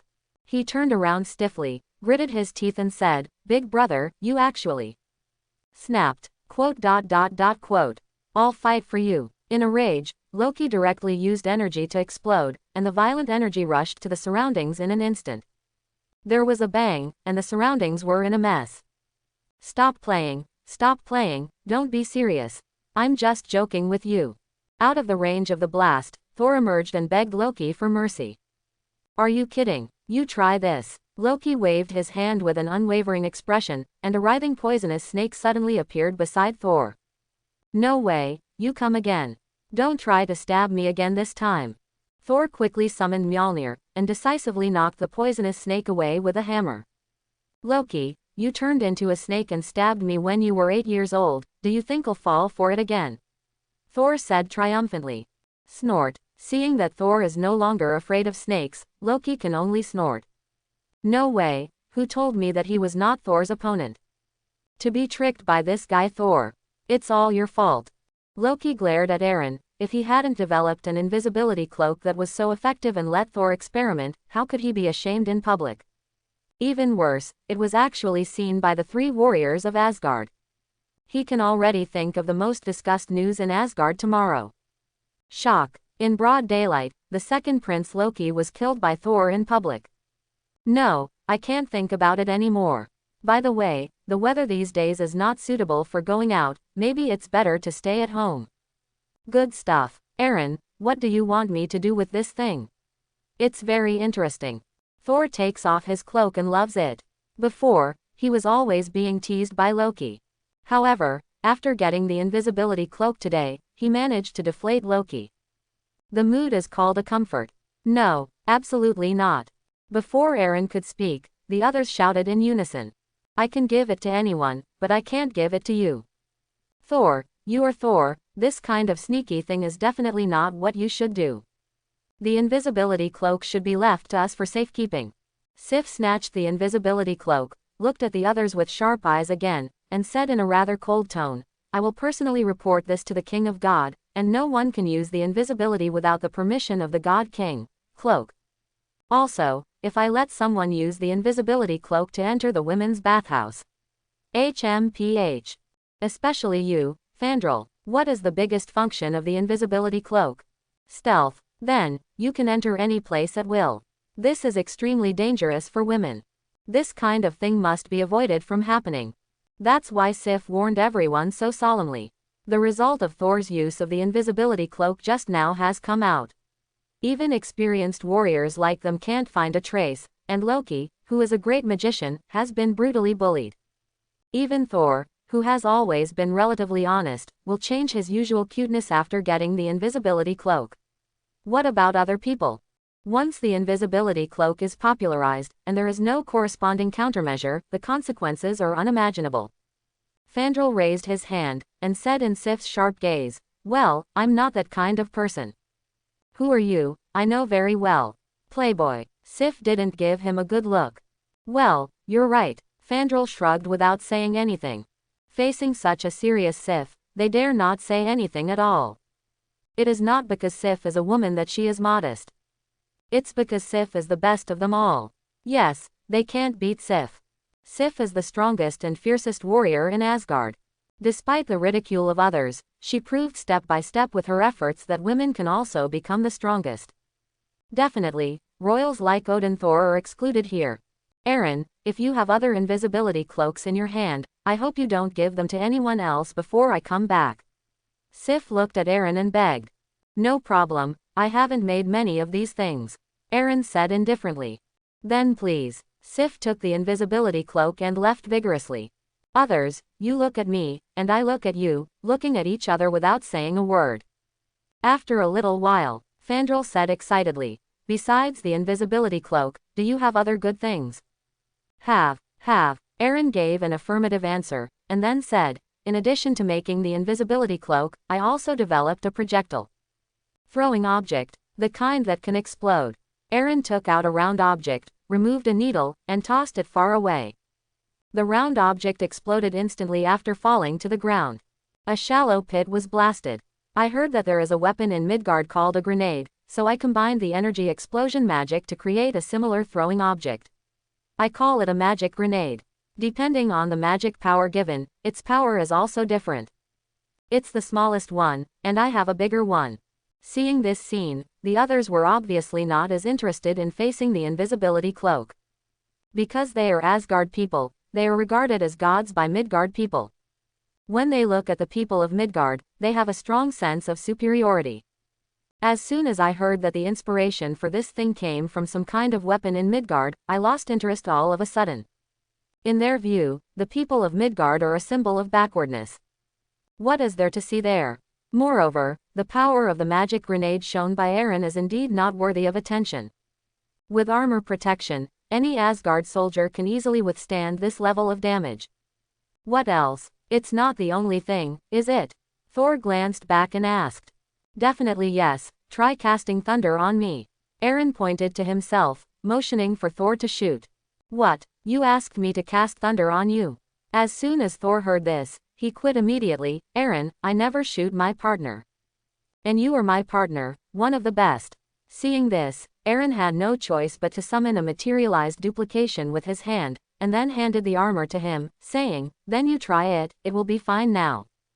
Thor hesitated for a while, looking at the duplication that was exactly the same as Aaron. He was still a little bit hesitant to do it.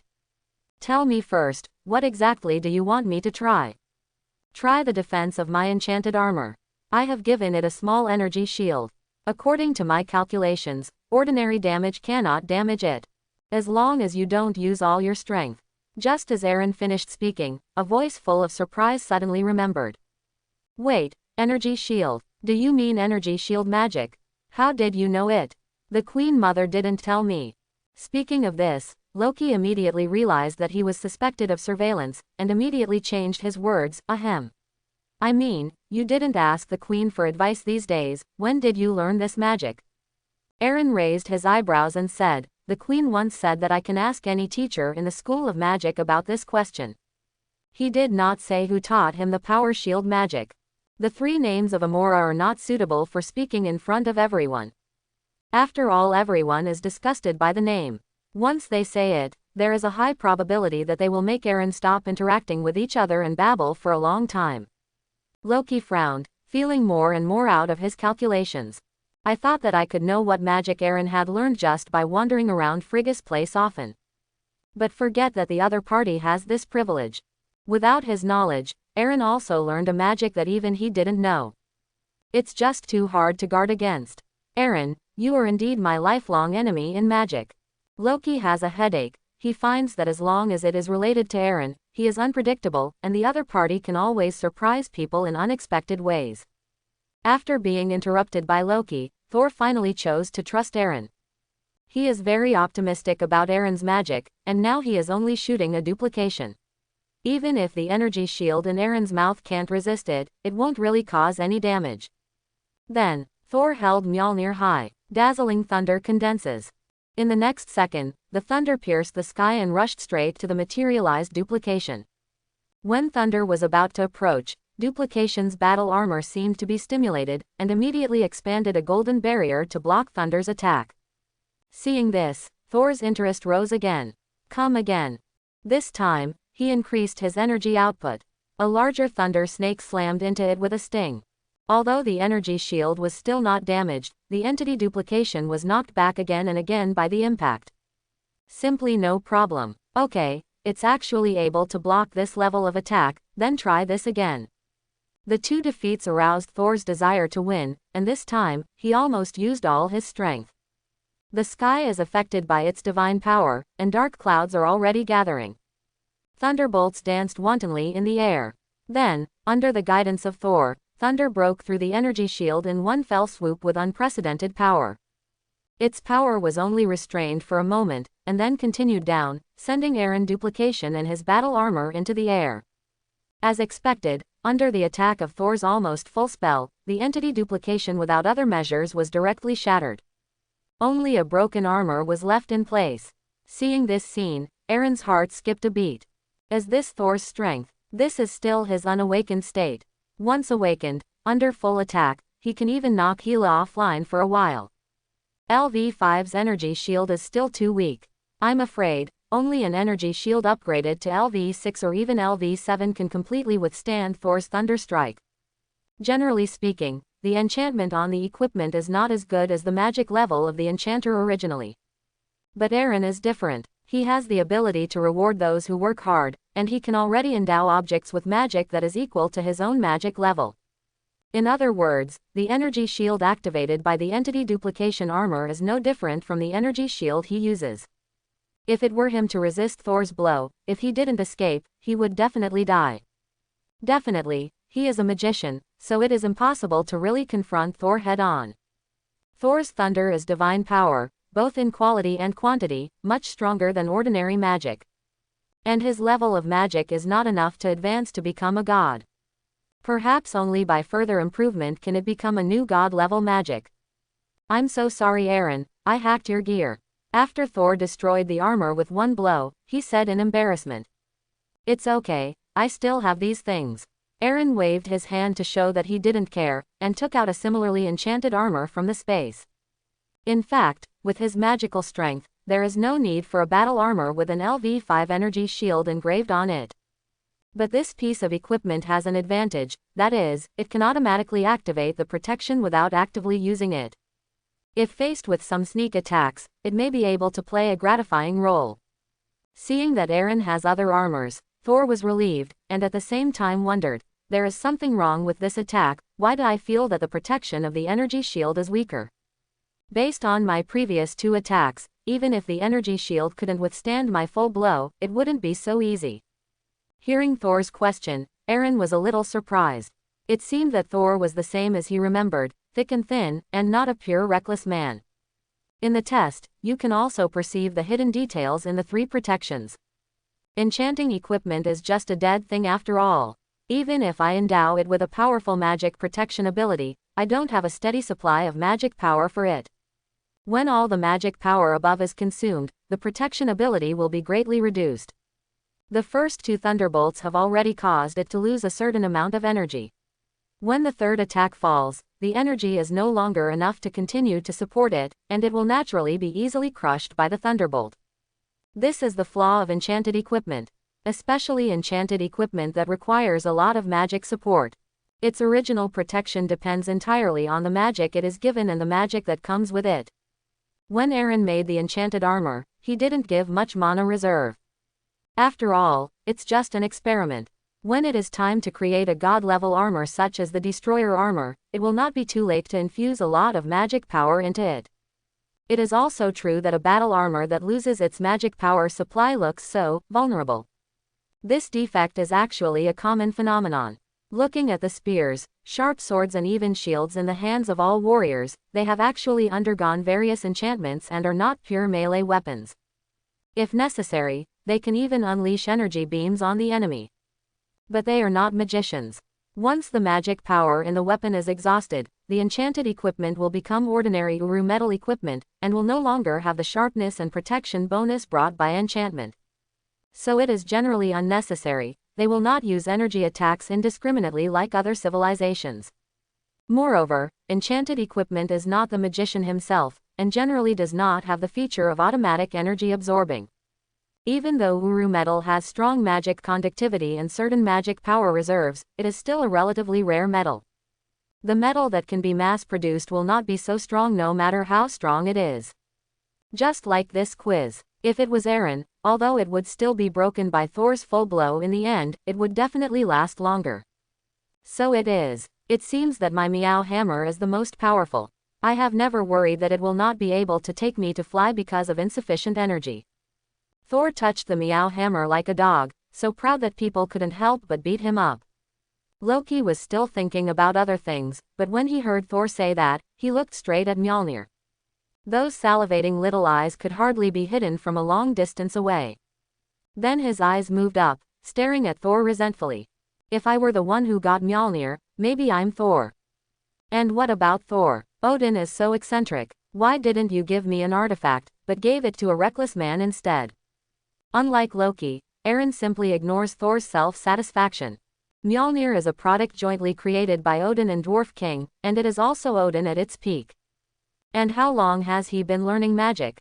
The time to focus on enchanting magic is even less. Aaron didn't think he'd surpass Odin on the magical level so quickly. Even so, he still firmly believes that in the future, he will be able to create an artifact that surpasses Mjolnir and the Storm Axe. This battle armor is a good thing. For the sake of friends, can you help us get one of these things? Fandral leaned over with a flattering face. Although the test of the energy shield's defense was not perfect, it still attracted the attention of others. They will not underestimate its protective power because of this. As strong as Thor, it took 3 thunderbolts to break through its protection. If it were them, there would be nothing they could do until their energy was exhausted. They don't want Thor to have the power of Thor and control the thunder that destroys everything. If they can have such a piece of equipment on the battlefield, their chances of survival will be greatly increased. For things that can repay their lives, except for a powerful person like Thor, who would dislike it? Definitely no problem. In fact, I have prepared one for you all. Aaron raised his hand and summoned several armors, each with streamers of mysterious magic patterns. Thank you, Aaron, I'll buy you a drink next time. Fandral took one away and played with it carefully. Hogun and Vostag also happily took over. Oops, I'm a little worried about whether I can put it on. I remember that I gained some weight in the past 2 days. The battle armor Vostag held in his hand was obviously a few sizes larger than the others, but he still had concerns about the wrong size. When others were drinking, he was drinking, but more was eating meat. Weight changes almost every day. Ha ha ha, I told you to control your mouth well. If you can't put on the battle armor, you may lose weight in the past few days. Fandir gloated. Losing weight, oh no, that's definitely the cruelest thing, I can't lose my barbecue. Vostag was terrified, already thinking about that painful day. Don't worry, I specially chose the extra large size, which is much bigger than you were a month ago, so there will be no problem. Aaron smiled reassuringly. Good brother, come to my house when you are free, and I will treat you to the best barbecue in Asgard. Vostag said gratefully. Well, it won't be a good show.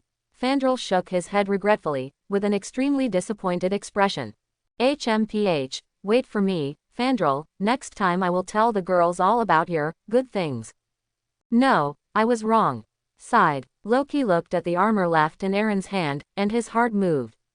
1 piece, 2 pieces, 3 pieces. There are still 3 pieces.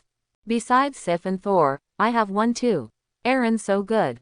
Loki would love to get one, but he's a little scared that Aaron doesn't have one for him. His relationship with the other party is not considered familiar.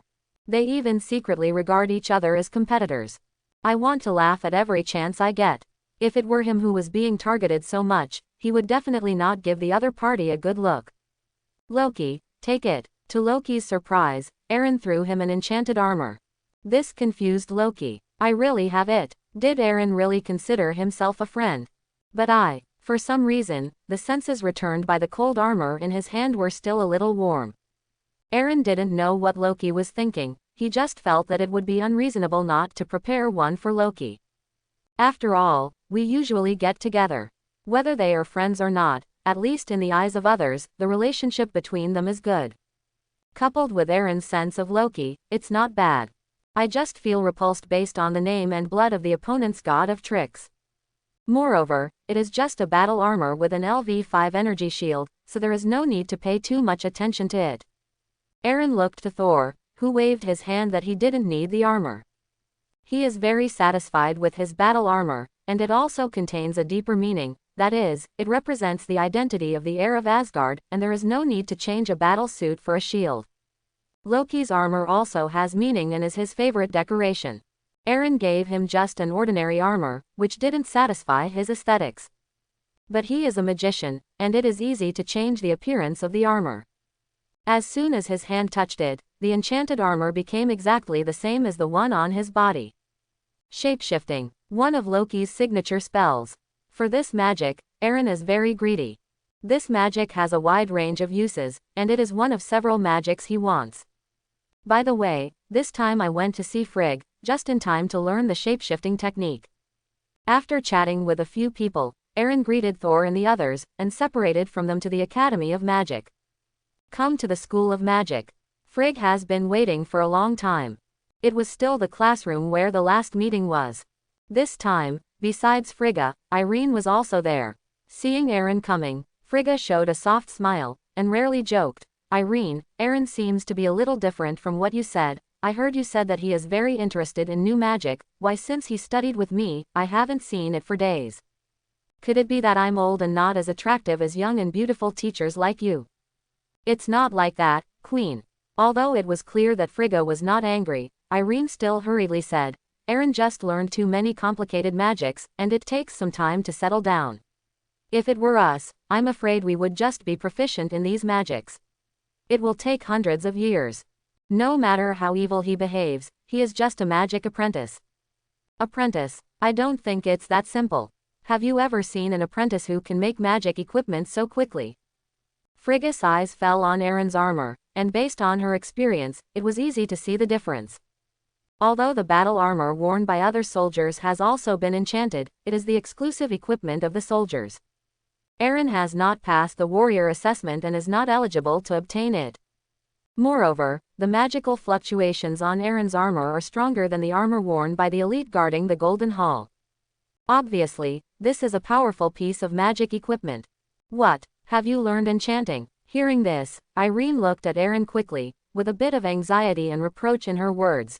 Didn't I say that the most important thing for you now is to learn other magics, and when you have mastered those magics, you can learn more about them? Consider spending time studying enchanting magic. Going to learn enchanting now will only waste precious time. Other than that, it is useless. It's all my fault. It's all my fault. If I hadn't given you the magic book back then, you wouldn't have become interested in enchanting magic. Eren blamed herself very much. She thought it was her own fault that Eren went astray. At that time, I was amazed by Eren's monstrous magic ability, and in order to delay time, I took out enchanting magic. Unexpectedly, the expedient measure that time actually delayed Eren's learning of other more useful magic. In this regard, Eren only said, I won't waste time. I followed your suggestion to learn other magics before starting to learn enchanting magic. It didn't take me much time. Really? Eren asked in doubt. Eren nodded, as he said, he really didn't spend much time on enchanting. While learning enchanting, he did not forget to step up to improve other magic. The biggest improvement among them is materialization magic. It won't be long before it will be upgraded to LV6. Eren is looking forward to the power of LV6 materialization magic. He had a hunch that would give him a huge boost. If it weren't for Amora telling him that Odin was preparing for Thor's coronation, Eren would not come back until he upgraded the materialization magic. Coupled with the fact that Frigga has repeatedly pushed back on his teaching arrangements, Eren decided to come here first in order to prevent Frigga from overthinking. On the way, he even revealed the news of several kinds of magic equipment to Thor and others in advance. It was just to spread it out with their hands, and let everyone know that he was studying enchantment while staying at home during this period of time. It seems that you have gained a lot in enchanting during this period of time. Frigga walked in slowly, looking at the magic armor up close. After a while, his face became serious, and his tone did not hide his appreciation. I believe what you said, just the energy shield magic engraved on the magic armor has already surpassed me. You actually have time to master enchanting skills so deeply while learning to improve other magics. It's hard to imagine how you did it. Frigga even asserted. Except for Odin, your enchantment ability has surpassed any other magician. Facing Frigga's praise, Eren was very calm. With heaven rewarding hard work, isn't it possible to change anyone? If you can't even do this, what a waste. I'm afraid it's not even as good as Adu. Eren was flat, but Irene was not. Hearing Frigga's praise, the smile on his face could not be hidden for a long time, and he felt a sense of pride. I no longer blame myself. That's right, Ordinary magicians can't do two things at the same time, but for evildoers, it probably doesn't apply. Frigga hadn't been entangled in enchanting for long. She was amazed at Aaron's ability, but at the moment she was a magic teacher, responsible for guiding Aaron's magic and guiding him to a path that was beneficial to Asgard. So after the fun is over, let's get back to the topic. As your teacher, it took me so long to teach you a spell. As a teacher, I am very unqualified. I remember Irene mentioned to me that she taught you many spells on the first day. At this point, I am not as competent as Irene. As compensation, the magic taught this time is still up to you. Frigga deserves to be the most popular queen. A few words can make people feel close. Obviously it was Aaron who delayed the teaching progress several times, but he still took the responsibility on himself. Even Aaron felt a sense of closeness when he heard this. On the way here, I saw Loki used a magic. He can change the shape and appearance of the armor according to his own ideas. Shapeshifting. Frigga immediately thought of what kind of magic it was, and then thought of something else. He shook his head and chuckled lightly. Speaking of which, the child Loki caused a lot of trouble with the shapeshifting technique, and it always gives people headaches. After you learn the shapeshifting magic, don't make people worry like him. After sighing for a moment, before Aaron could answer, she began to introduce the principle of shapeshifting. The shapeshifting technique in the traditional sense is a kind of effect of changing the shapeshifting shape of oneself or other people or other objects to achieve camouflage. The original nature of its object does not change, only the appearance. It's like this. Frigg cast a spell with a wave of her hand, turning a chair not far away into a horse. Although its shape is no different from that of a real horse, Aaron's perception clearly detects the abnormality of the horse. Horses are still dead. See it, Frigga said firmly. With your magical attainments, you can't hide this level of shapeshifting from you. After all, this is just the most traditional shapeshifting technique. The most traditional shapeshifting technique. Aaron's heart moved. Could there be a deeper shapeshifting technique? Frigga's next words proved Aaron's conjecture. A more esoteric twist on traditional shapeshifting. Compared to the false camouflage created by traditional shapeshifting techniques, this advanced magic can permanently change an object into another object, achieving permanent shapeshifting, and has some physical properties of the object after shapeshifting. Definitely, although shapeshifting can be done permanently, if an object originally has strong energy, it can still have the ability to use energy after shapeshifting, and even rely on huge energy to forcibly reverse shapeshifting. Hearing this, Aaron suddenly remembered something.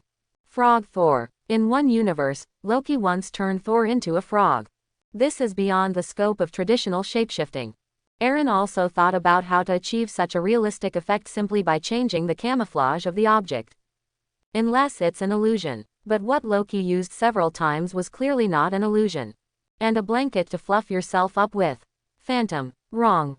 Traditional shapeshifting. Not right either. How can simple shapeshifting make an object have the effect of a blanket? Now hearing what Frigga said, Aaron suddenly became enlightened. Loki will also have advanced shapeshifting magic. However, this magic must have a great demand for magic power. Moreover, it cannot be fully effective for objects that originally have strong energy. For example, Thor the frog still has the power of Thor. Aaron also thought of a master shapeshifting art, Odin. When Loki was a baby, Odin made Loki look like an Asgardian. Even now Loki is still unaware of the shapeshifting technique applied to him. It can be seen that Odin's shapeshifting skills are so high. While thinking about it, Frigg also mentioned other shortcomings of the advanced shapeshifting technique, and the magic power is the biggest flaw. To cast this magic, it is best to have huge magic power. The object of the shapeshifting technique is best to be a dead object, or the energy is not as good as yourself, and you don't have much magic attainment, otherwise the effect will be greatly reduced. Aaron nodded in understanding, but he wanted advanced shapeshifting more. In fact, even if he learned the traditional shapeshifting technique, it doesn't matter. With the existence of Goldfinger, it will definitely be upgraded to the advanced version of shapeshifting technique. However, if you can skip this stage directly and learn the advanced version of magic, it will definitely save time. However, to Aaron's surprise, Frigg had something to say. Through the study of your phantom magic, from phantom to real individual, this gave me great inspiration. Since then, I have started to think about the possibility of further improvement of other magic. And then I discovered the potential of shapeshifting. The advanced shapeshifting technique, because it changes one object into another, involves material transformation, and contains quite profound knowledge, so I think it has the potential to be further explored. Among them, I discovered a deeper level of magic, molecular rearrangement. As the name suggests, molecular rearrangement can decompose and reassemble objects at the molecular level. If shapeshifting can do this level of change, it's a quantum leap forward. Aaron's heart shuddered, because according to what Frigga said, it is very possible for shapeshifting to advance to molecular rearrangement. The shapeshifting technique is already quite powerful. If it really becomes a molecular rearrangement, it will be even more terrifying. It's a pity I don't have the energy to study molecular rearrangements anymore. That's why I'm going to hand over this task to you. With your phantom magic attainments, it's very likely that you will complete this magic progression. Frigga is old too. There is also too much waste in magic. Her magical ability, not even comparable to Loki. It is very difficult to study molecular rearrangements. It is really powerless. Next, Frigga began to talk about the principles of traditional shapeshifting and advanced shapeshifting. Then he began to talk about his research on advanced shapeshifting. As she said, she wanted Aaron to accomplish the feat. Say it bluntly, once completed, with just this one spell, one can become the god of magic. The other side, Golden Hall. Sif finds Odin with the invisibility cloak. Is the king of God here? When he came to the door, Sif first asked the guard. The doorman nodded. Sif was about to go in, when he caught sight of the cloak. The steps he had just taken suddenly stopped. Do you want to take it in? This can more intuitively test the ability limit of the invisibility cloak. But after thinking about it, I felt that doing so was disrespectful to the king of God. Sif gave up the idea of testing and walked in directly. Great, the king of God. Sif went in and greeted Odin. Odin looked outside the door, but he didn't see Thor, so he asked, Sif, why isn't Thor with you? They just met Aaron, talking about enchanting. Sif raised the cloak of invisibility and relayed the story to Odin. Odin listened patiently, and even twitched slightly when he heard the good thing Thor did with the invisibility cloak. I feel a little helpless in my heart. Bear boy. After Sif shared his worries and Aaron's plan, Odin said, Loki can't see Thor under the invisibility cloak. Yes, Loki did not find Thor's location at the time, Sif affirmed. Odin fell silent. There was a flash of surprise in some cloudy eyes. He was sure of Aaron's magical ability, but he never expected that the other party not only possessed an ability beyond the reach of ordinary people in magic, but was still so outstanding in enchanting skills. Enchanting is a relatively large system in the magic system. It includes a lot of scientific knowledge, and also integrates a lot of magical knowledge. Among them, imparting one's own magic to other objects is a rather difficult skill. The difficulty of this kind of enchantment is not inferior to learning a magic.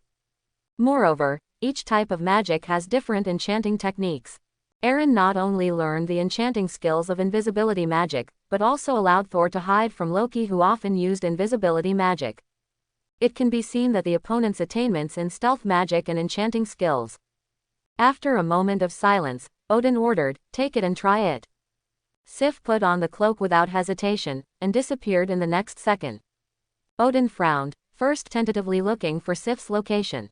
However, based on the perception of the facial features alone, there is no way to find the flaw of the invisibility cloak. Good. Odin nodded approvingly. Once this level of invisibility cloak is popularized, it can indeed greatly strengthen the strength of the army. Next, Odin began using the god's telekinesis perception Sif. Odin's the god's telekinesis is so powerful that it can even spread across the entire realm of Asgard when used at full power. Although he can't see everything, as long as he wants, he can easily perceive the invading enemies in the entire Asgard domain. Especially in Asgard, his strength has also been greatly enhanced and he has become extremely powerful. The god's telekinesis has also been blessed by God's domain, and almost no one can escape his perception. Odin was surprised again. He spent a certain amount of the god's telekinesis but couldn't find Sif. No, there is a situation. Found it. Sif in the invisible state felt incredible when he saw the frowning Odin, and subconsciously stepped towards him. However, with just this movement, Odin found the location of Sif. Only by moving can we see the flaws. Aaron, you are amazing. Odin motioned for Sif to stop, telling her to stay where she was. Then Heimdall, who guards Bifrost, is notified. He wants to test whether Heimdall also has the ability to see through invisibility cloaks. Bifrost hub. Heimdall's posture is still so straight and firm, like a pine tree in a storm, no matter the wind and rain, it will not move. At this time, his perception came to Odin's the god's telekinesis. After scanning the surroundings, making sure that nothing was missed, he turned and headed towards the Golden Hall.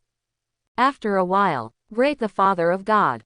Heimdall's voice is sonorous and powerful, only Odin's tall figure is in his eyes. Heimdall, do you see anything out of the ordinary here? Odin said something mysteriously. Although he didn't understand what Odin meant, Heimdall still carried out Odin's order firmly, casting sharp eyes around. Nothing. He shook his head, indicating that he found nothing unusual. Use the all-seeing eye. Odin was not surprised by this. Heimdall nodded, his eyes flashed a golden light, and under this gaze, there was no way to hide any evil spirits. However, even so, he still did not see Sif in the invisible state. The all-seeing eye is very strong, allowing him to see the distant starry sky through space, and also allows him to hear the slightest sound. It is because of the all-seeing eye that Heimdall can guard the gates of Asgard as a patron saint. But now, just use the Sif of the invisibility cloak to blind the Patronus. Sif trembled, shocked by the powerful invisibility effect of the invisibility cloak. So is Odin. He frowned. If the Patronus of Asgard can't see through the invisibility cloak, is he still qualified to be the Patronus? What if enemies could also have this level of invisibility? So what should I do now? Heimdall, look where Sif is. Heimdall didn't know what happened. Seeing Odin's unwavering expression, he didn't know that he had done something wrong. When I heard that I was looking for the location of Sif, an unacceptable idea popped up in my heart. Could it be that Sif is nearby? The unusual place that the King of God asked me to find is Sif. Despite his uneasiness, Heimdall, with a firm will, quickly stabilized his emotions and devoted himself to finding the location of his Sif. However, before he turned his head to look for it, he saw Sif standing in front of him. What? Heimdall's eyes widened. Obviously, I looked around just now, but there was no one at all. But now they find that Sif is right in front of them. Heimdall has a special ability. The all-seeing eye gives him the vision to see through everything. If he keeps it fully open, he will constantly receive a lot of information. Even if he is a god, the brain is difficult to handle such a huge amount of knowledge, and it is easy to collapse. Therefore, Heimdall usually controls ability consciously, and only sees what he wants to see. Many things are subconsciously ignored. If someone tells him to look at a specific person or object at this time, he can quickly find the location of the other party. Now look at Sif, that's why. When Odin tells him to look for Sif, he can fully activate the all-seeing eye and lock the opponent's position immediately. Seeing this scene, Odin still did not loosen his frown. Has Aaron's invisibility magic attainment reached this level? Just the invisibility cloak he made has such a function, if it is him. Doesn't it mean that as long as he wants, he can break into any place he wants without being noticed? Thinking of this possibility, Odin couldn't help but struggle. So far, Aaron is a good kid. It's just that his magic ability is amazing. Terribly strong, monster-like existence. Odin also didn't know if he could continue to see Aaron in the same light. And, now there's another problem. Invisibility cloak. Have to say, the invisibility cloak works really well, very well. Too good to put it down. It's so good it's scary. Yes, fear. Aaron is a good boy, but others are not necessarily good boys. He and Sif's thoughts coincided with each other, and they thought deeper. If the invisibility cloak continues to spread, it will fall into the hands of careerists. That may have unimaginable consequences. You know, even Heimdall needs to know the opponent's name to see through the invisibility effect. But he can't monitor everyone all the time. If you are not careful, you may be taken advantage of. Therefore, the invisibility cloak cannot be popularized. The warriors of Asgard fear nothing. They are the most powerful warriors in the 9 realms. Even against brutal enemies, they cannot be defeated head-on. Invisibility cloak, there is no need to use it. I don't want the warriors guarding the 9 realms to become despicable people who only attack sneakily. Speaking of this, Sif immediately understood what Odin meant. The king of God doesn't want invisibility cloaks to spread. She knows what to do. Understood, God King. Sif handed the invisibility cloak to Odin, and turned to leave. Until Sif disappeared, Heimdall said in shame, "Sorry, I have shamed you. It's not your fault, it's just that Erin's magic ability is too strong." Odin didn't blame him. Although the other party did not find Sif in the first place, at least after getting the prompt, they still found the other party. No one in the world is omniscient. Even if Heimdall mastered the all-seeing eye, he couldn't really see through everything. Not to mention him, even Odin himself is powerless sometimes. For example, life. As strong as him, he can't avoid death. There are also those unfathomable existences hidden in the depths of the universe. There is something that makes people tremble from the heart. Odin's eyes dimmed, he was already unable to do what he wanted. He wasn't sure how long Asgard would be at peace. Ragnarok, and that person who has been sealed for thousands of years. I'm afraid you resent me even more. Odin lost his mind. After some time, Heimdall's call brought him back to his senses. The situation in the 9 realms is all right. Heimdall nodded. The land of ice titans still abides by your agreement, the Fire King is still sighing there, and the rebels in Vanaheim have completely subsided under Thor's conquest. Under your leadership, the 9 realms are very peaceful now. Hearing the satisfactory answer, Odin's mood improved slightly. I don't know what will happen in the future, but at least for now, the 9 realms are very stable. Okay, now that's the case, Thor's coronation can be on the agenda. Heimdall, tell all the people of Asgard that in a week, they will welcome a young king. Yes, the great king of God. Heimdall's mind also became complicated, that is, he was reluctant to give up Odin's abdication, but he was also excited about Thor's enthronement. At this time when the new and old kings are changing, it is undoubtedly the best thing for the 9 realms to be able to maintain peace. I believe that after this coronation ceremony, Asgard will go on a stronger road. Just as Heimdall left with mixed feelings, Odin's the god's telekinesis sighed in his head. Pay more attention to Erin. Magic monster Erin. Maker of the invisibility cloak. Heimdall kept walking while pondering, showing nothing unusual. He just nodded vaguely when there was no one around, as if responding to Odin.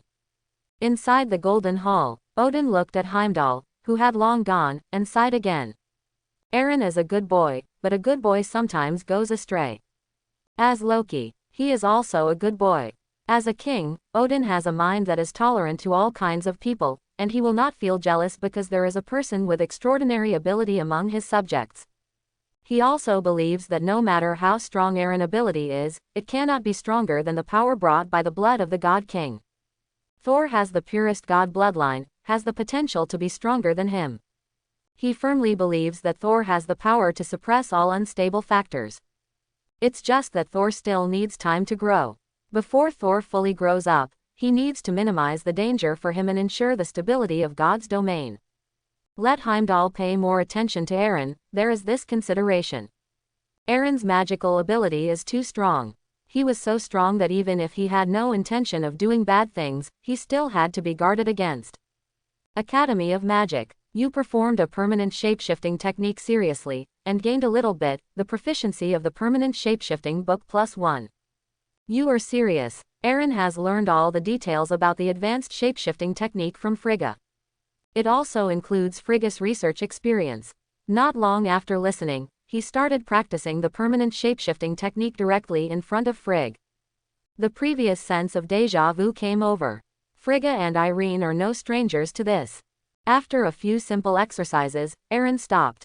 He also needs to retain his mojo.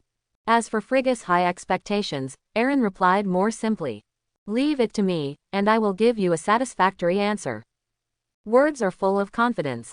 To be honest, if anyone in the 9 realms is most likely to advance the shapeshifting technique to molecular rearrangement, it is definitely him. Erin still has this confidence. It's nothing more than being more diligent. Put more effort into it. I believe that the powerful ability of molecular rearrangement will be mastered soon. Definitely, before that, he needs to improve the materialization magic first. It feels uncomfortable to feel that Sora has powerful magic, but is unable to exert his true power due to insufficient knowledge reserve. After the magic guidance was over, Frigg waited patiently for Eren to stop practicing, and said seriously. By the way, Eren, I sincerely invite you on behalf of Thor to attend his coronation in a week's time. As a good friend of his, I have reserved a seat for you, with a clear view of Thor's coronation. Finally come. Eren came back and waited for this news. Although it has been rumored that Thor is about to be crowned, the exact time has not been set. I thought Thor would say it himself, but he didn't mention it in the meeting just now. So he has been waiting for someone to tell him.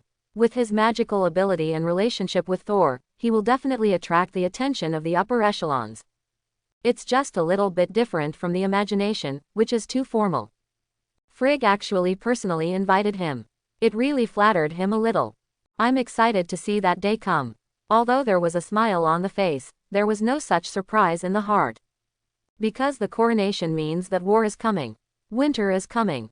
After inviting Eren, Frigg left. As a queen, she usually has a lot of things. It is impossible to delay too much time for anyone alone. So far, everything seems to be moving in a good direction. Thor is about to complete his coronation, and Eren has gone farther and farther on the road of magic, treating people with kindness and courtesy. The future of Asgard is bright. Thinking of this, Frigga's footsteps became more cheerful and powerful. What could be more gratifying than seeing your home grow and prosper? Halfway, Frigg met Loki, who came to look for her. Mother, is Eren at the academy? Loki stepped forward quickly, and glanced behind Frigg, with a somewhat inexplicable look on his face. Seeing his expression, Frigg was slightly moved. Loki boy, changed. As Loki's adoptive mother, Frigga is absolutely no worse than any real mother. She cares and takes care of Loki even more than Thor. Because she pitied Loki, the brilliance of motherhood made her devote more effort to this child who was separated from his parents since childhood. Frigga couldn't bear the fact that Odin concealed his life experience and responsibilities from him. But for Asgard, for the 9 realms, she acquiesced to this matter.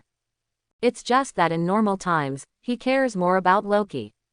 So she knows Loki well, and she knows that the kid craves more attention and is willing to play tricks to get more attention. But today, Frigga saw some changes in Loki, and there was a touch of sincerity and hope in his eyes. Eren practices shapeshifting at school. That's where we last met. Do you have anything to ask him?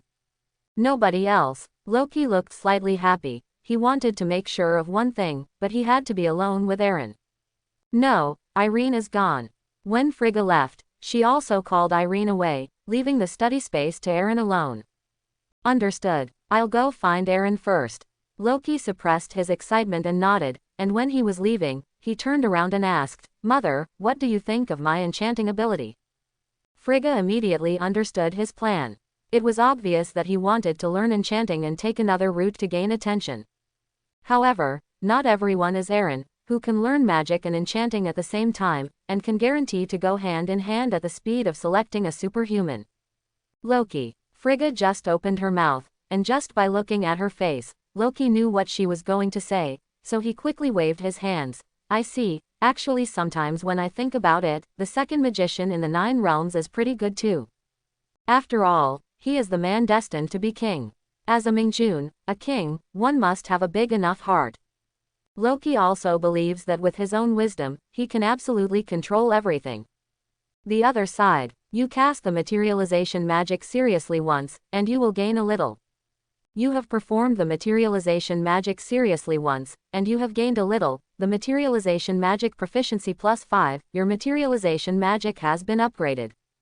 After Frigga left, Eren put down the study of shapeshifting and turned his magic power into materialization magic. Before Loki felt it, the materialization magic that was about to be upgraded finally ushered in the moment of upgrade. LV6. V6 a physical magic. I don't know how much difference it can make. Eren was thrilled. According to previous experience, the magic after LV5 every upgrade will bring about huge changes. It far exceeds the previous improvement effect of LV5. Just like energy absorption, LV6 energy absorption solves his dilemma of not having enough magic power to a certain extent. It would be great if the improved materialization magic could solve the shortcomings of LV5. Aaron couldn't wait to try it out. First, a magic armor. He glanced at the battle armor inadvertently, and began to wave his hands to construct the prototype. According to the magic level of LV5, it is not a problem to manufacture an ordinary armor, but the premise is to know the structure of Ulu metal. In this way, it is possible to materialize a battle armor that is exactly the same in terms of structure and appearance. Otherwise, it will be in vain. Not to mention the energy shield magic attached to it. Increase the difficulty of construction. Now, Aaron deliberately ignored the enchantment, and only visually imagined the magic armor. While constructing its appearance, it is still imagining its original characteristics and abilities. This is undoubtedly a huge challenge. Once successful, it means that he can ignore the principles of things and create other objects with energy alone. The mana is being consumed crazily. Aaron carefully perceives that the mana consumption is still within an acceptable range. So he ignored the magic power and continued the illusion. Since it was the first time and had no experience, Aaron perfected the details as much as possible, which took the Emperor's effort. Until the moment when the armor was formed, Aaron breathed a sigh of relief. Then began to test the function of the armor. The most intuitive test is actual combat. Directly summon an energy duplication and make it wear magic armor. And Aaron took out his long sword and threw it at him. Boom! It worked. To be precise, it should be half the battle. The materialized magic armor has the ability to activate the energy shield. This means that he can really ignore the principle and imagine its ability to create a magic weapon out of thin air. Then it's time to test its strength, and whether it has the properties of Ulu metal originally. Seeing this, Aaron came to the open space with duplication. Just want to use energy explosion. But think about it again, energy explosion is a kind of group explosion magic that spreads around. The lethality is not concentrated enough, and it may not be able to break the shield defense. Then he thought of the thunder that Thor had summoned before. That kind of tyrannical natural force can bring a strong impact only visually. How about trying to summon thunder? Aaron was eager to try.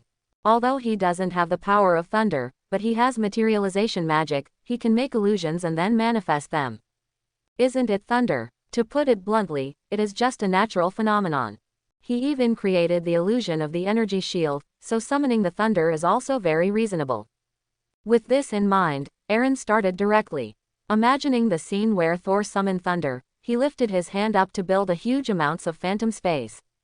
For a while, the wind is howling, and the clouds are gathering. The magic power crazily surged into the sky, converging into beating lightning bolts. Then, prickly, thunder pierced the sky, accompanied by piercing sounds, and slashed towards energy duplication at a speed far beyond vision. The scene where the thunder and the energy shield collide is the same as when Thor attacked before. Except Aaron doesn't have a meow hammer in his hand. This blow almost consumed the strongest thunder entity phantom that Aaron condensed with all his magic power. It should be said that it was thunder originally. At this moment, the magic power is no longer pure magic power, but simulated as an extremely aggressive and extremely violent thunder. Click! Aaron waved his hand again, and all the thunder from the sky rushed down, smashing the energy shield to pieces in a destructive gesture. The remaining power of thunder still shatters the energy duplication. As for the battle armor, it is also not immune. After suffering a huge blow, he couldn't hold on after all, turning into pure energy and dissipating in the air. Energy absorption. Aaron disarms all materialized illusions, taking the escaped energy back again. Barely restored to half of the previous level. Eyes full of surprise. It really worked. Ignoring the principle, ignoring the ingredients, and only using magic power, the magic armor was created. Compared with the real battle armor, its defensive power is not much different. Even if there is, it won't be too big. But there are also flaws. This kind of magic that directly turns illusions into entities is a great test for magic power. Especially the later thunder, which emptied all of Aaron's magic power. And in terms of power, it is still incomparable to Thor's full blow. Even so, Aaron was not discouraged. Thor has the power of Thor, 1,500 years of accumulation, especially what he can catch up to overnight.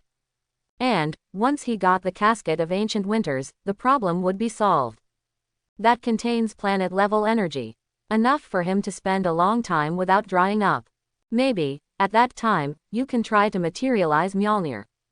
Mjolnir's abilities are diverse enough to create a first-rate superhero. You know, as an ordinary Earthling, Jane Foster can transform into a female Thor in one fell swoop after getting the shattered Mjolnir. In terms of strength, she is not even worse than the Hammer God. Aaron doesn't know how much ability Odin has endowed in it. With his current level of magic hair, the scope is not enough. It is quite difficult to create an identical artifact. But with LV6 materialization magic, it's different. As long as the magic power is enough, why not create 10 pieces? Even at that time, it is not a problem to see Mjolnir or not. Also at the moment, the sound of hurried footsteps came from a distance. Aaron looked over, frowning. Loki. At this moment, Loki, who rushed over, looked at the messy scene in surprise. I looked around, but I didn't see him using Brother Blue. Big brother, come out, I won't get caught this time. The thunder just now made Loki think that Thor was here too. After all, apart from that guy, who can control the power of thunder? In order to avoid repeating the black history, Loki took precautions directly this time, for fear that Thor would attack again. Don't look for him, he's not here, it was just an illusion I created. Aaron explained. In order to avoid causing a sensation, Aaron deliberately created another phantom space outside to shield the senses of other people in the academy. Since it is just an illusion created casually, once someone steps into the illusion space, the shielding effect will be lost. Phantom. Impossible. Loki is taken aback. Such a real and magnificent scene, you actually call it an illusion? Just kidding me. From a long distance, Loki could feel the majestic energy emitted by those thunders. Just as disgusting as the thunder summoned by that stupid big brother. Loki knows that Aaron's illusion magic is extremely high, far surpassing himself. But he still didn't think that illusion could create that sense of reality. What now? Aaron stretched out his index finger, and a ball of thunder jumped briskly on his fingertips. He stretched out his finger, and the thunder grazed Loki's ear. Loki protected his ears belatedly, and took half a step back unconsciously. Aaron has the thunder. No, it's the illusion of thunder. Loki was startled at first, but figured it out again. No matter how real the illusion of thunder is, it is only an illusion after all. In addition to deceiving the senses, it cannot cause damage to the enemy. Nothing to be afraid of. With Loki at the moment's magical attainments, it is far from Asgard. How can it be understood that illusions can also become real? If Loki looked back at this moment and looked carefully, he could see it. The place hit by that thunderbolt was already pitch black. Loki, what do you want from me? Aaron had already seen that Loki was looking for something, and that was what made him curious. What is there for Loki to find himself? What do you think of Thor? Loki asks after a moment's deliberation. What's the meaning? Aaron glanced at the other party in surprise. What the hell is that sense of anticipation? How does it feel to be ready for a showdown? Aaron thought about it carefully. He hadn't dealt with Loki much recently. Full relationship does not exist. That is, I sent a magic armor not long ago. Could it be because of a piece of equipment that Loki was moved? No way. Unsure of Loki's true thoughts, Aaron pondered his words and said, Thor is a powerful and fearless warrior.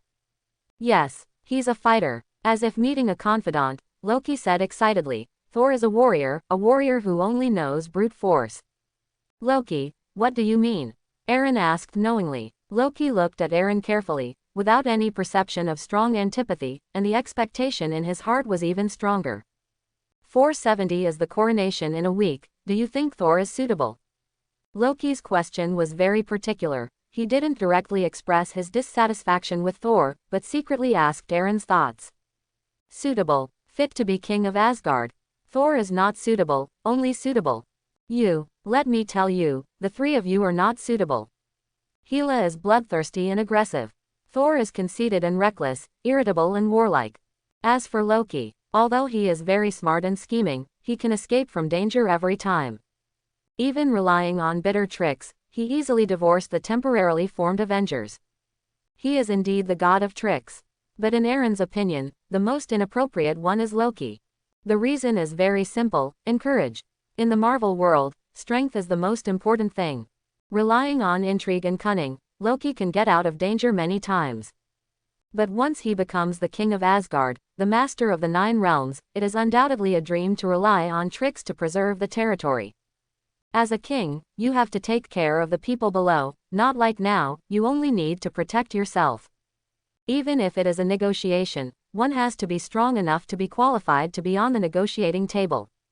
Otherwise, you can only be enslaved by others in the end. Taken together, none of these 3 people is suitable to become a king. Either lack of cunning, or lack of force, or character flaws. Sometimes when you think about it carefully, Odin's choice may be really right. Although Thor is reckless and conceited, he has inherited the true power of God and has great potential. And it's not that he has no mind, it's just that he hasn't discovered it yet, and there is a lot of room for shaping. But if there is no strength, it is flawed. Unless Loki accepts the blood of the Frost Titan, holds the casket of ancient winters, and barely possesses the strength of a king. But when Hela appeared, it was nothing in the end.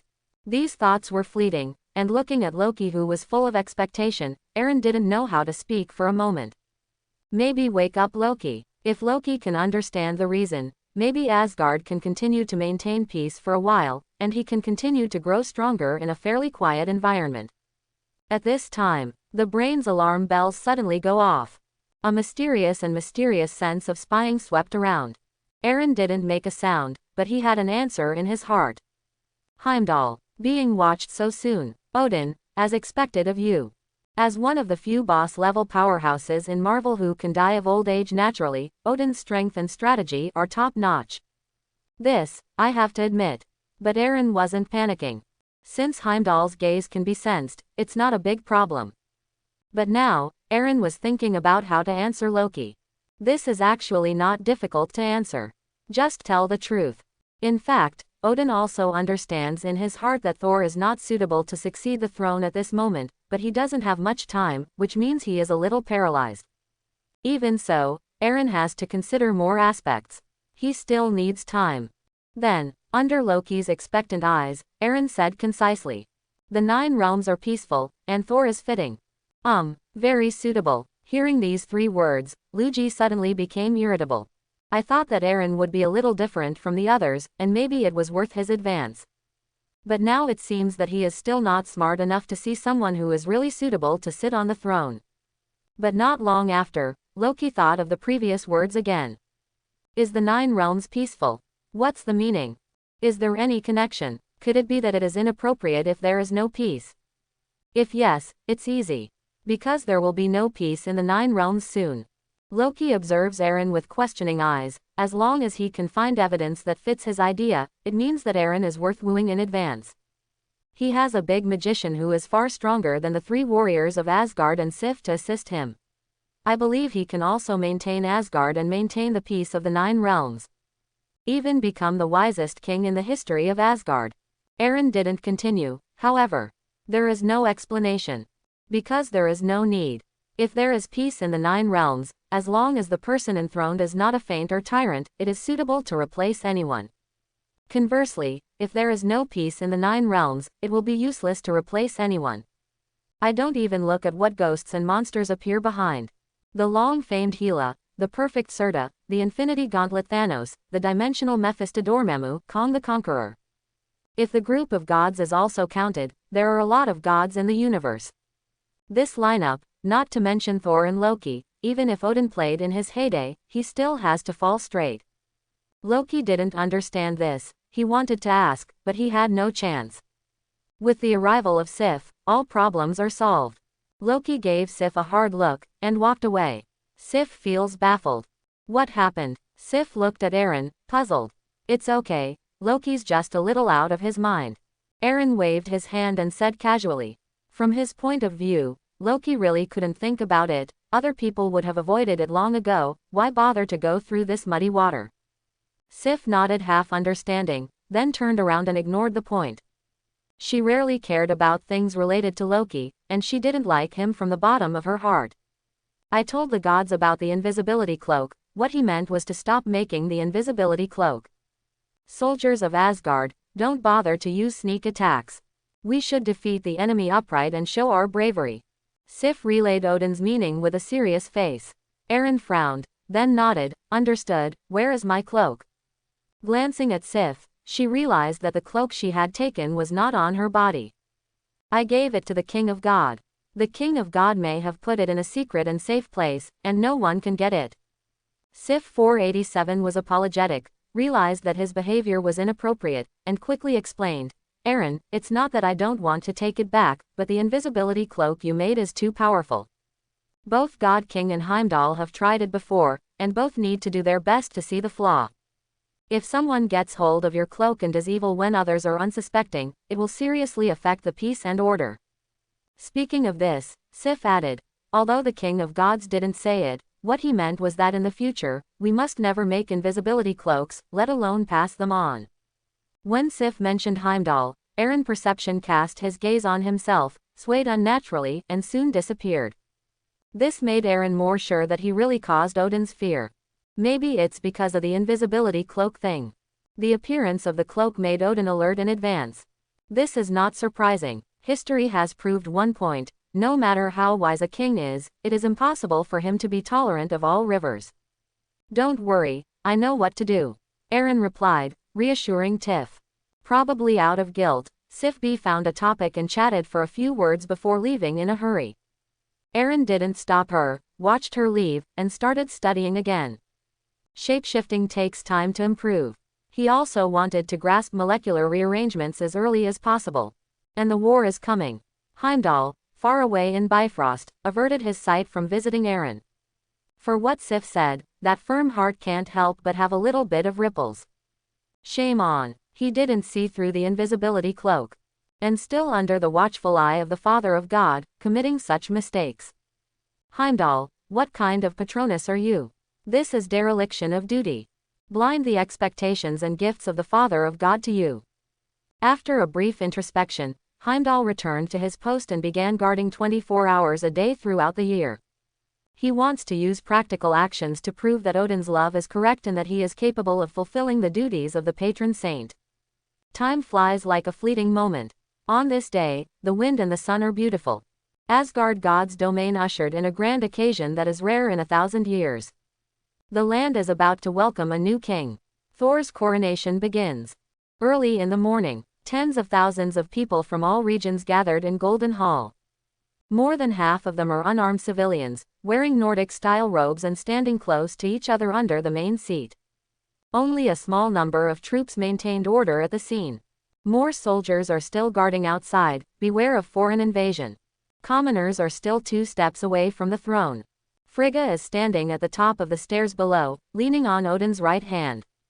Below her are Loki and Sif. As for the first person in the left-hand position is Aaron. Below Aaron are the 3 warriors of Asgard. It can be seen that in the hearts of Frigg and Odin, Aaron is much more important. Odin sits on the throne and looks ahead. There, Thor held Mjolnir, and walked along the passage formed by 2 rows of soldiers amidst the cheers of the crowd. While waving Mjolnir, Thor waved to the civilians on both sides.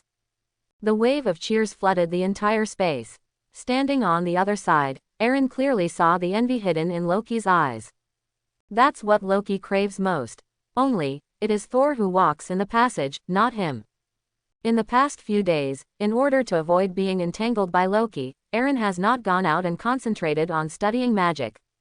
He found that Heimdall wasn't watching him all the time. And the opponent cannot see through the entity duplication. After discovering this, Aaron used the entity duplication to attract Heimdall's attention, and he himself went to Jotunheim many times to absorb the magic. Although it is a bit troublesome, it is much faster than recovering magic power through meditation. The advanced version of shapeshifting magic has also broken through to LV5. As expected, the shapeshifting magic has also undergone a mutation upgrade. Can now officially be renamed molecular rearrangement. A pretty powerful spell. Its specific ability is that it can rearrange and arrange objects from the molecular level, even change the molecular connection method, and permanently change its shape. Aaron has tried it. It is as hard as Uru metal in his hands, and it can be transformed into various forms of weapons at will. It can even be changed into other completely different substances by adding or subtracting its molecules. However, the flaws are also obvious. Just like the magic of LV5 materialization, it requires a huge knowledge base. Otherwise, you don't even know what the original molecules of the object are, and you don't know the substance to be transformed, so you won't be transformed. In fact, Asgard also has enlightenment education, and an education system similar to the 9-year compulsory education in the previous life, which also teaches some basic knowledge. But Eren himself is not the stuff to study, especially the molecular composition of matter. Well, as a scumbag, I'm sorry. Anyway, Eren, who was conscious, did not acquire any useful basic knowledge from his muscular brain. Not long after he traveled here, he signed up for the Academy of Magic. Thanks to the relatively relaxed education system, he successfully entered after being detected to have magical ability. Otherwise, he has now become one of the popular soldiers who maintain order in the audience. There will never be a bright future. Definitely, this also has something to do with Eren's background. Eren is an orphan, and since he was a child, he has determined to become the strongest warrior to avenge his parents who died in battle. For knowledge, magic and so on, he doesn't even look at it, and strives to become a warrior wholeheartedly. Every time I go to school, I always go through a scene, or I am in a daze, looking forward to school and running to training. Work hard, however, it is limited by the ability, and no matter how dedicated the research spirit is, it stops here. This has also led to the fact that now Eren can only transform some single substances by relying on some basic chemistry and physics in the memory of his previous life. Once there are too many ingredients in the substance he wants to change, it will be difficult for him to completely change it into the result he wants. Sure enough, Shapeshifting can get along well in any world. Even the development of ability requires knowledge support, Biej. If you don't study hard, you won't even be able to fully control your own power after time travel. Eren was rather frustrated. Obviously the magic has become stronger, but because of insufficient knowledge, it cannot be maximized. But fortunately, from the perspective of materialization magic, as long as the molecular rearrangement is raised to LV6, this predicament may be changed. At that time, as long as the magic power is enough, it will be able to turn decay into magic. It seems that the molecular rearrangement does not seem to be necessary to improve. Because materialization magic can directly create what you want. But actually, materialization magic is no substitute for all aspects of molecular rearrangement. It takes far less energy to change one substance into another than to create matter out of thin air. Moreover, materialization is the realization of phantoms, and it is currently impossible to further create objects that already exist. Molecular rearrangement perfectly solves this problem. Therefore, both molecular rearrangement and materialization magic must be improved, and the two cannot be confused. Return to Golden Hall. Thor has come to the audience, kneeling on one knee in respect. Remove the helmet and set it aside. Under Odin's gaze, he smiled like a sunbeam. Then he blinked in the direction of Frigga first, causing Frigga to turn his head in embarrassment. And Loki is even more depressed. Can this guy become the king of Asgard? Odin couldn't bear it and stood up, ready to start the next session. During this time, Thor smiled at Eren and the three warriors again. He didn't regard the coronation ceremony as solemn and serious at all. At this time, Odin raised the eternal spear lightly, and then stepped on it heavily. A crisp sound sounded, and the cheers from the audience disappeared instantly. Odin pursed his lips, and said in an old but thick voice, "Thor, son of Odin, my heir, my eldest son. The mighty Mjolnir was entrusted to you for a long time. This hammer was made by..." When Odin made his opening statement, Loki closed his eyes in frustration. And Eren quietly watched it all. The coronation is going well so far. But he knew that an accident was coming. Do you swear to abandon all selfish thoughts and dedicate your life to the 9 realms? I swear. Then today, I, the father of God Odin, proclaim you. Just when Odin was about to say the last sentence, there was a sudden pause. Odin's strange behavior made everyone wonder.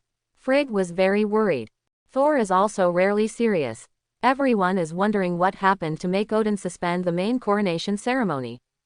Loki on the side opened his eyes with a look of satisfaction in his eyes.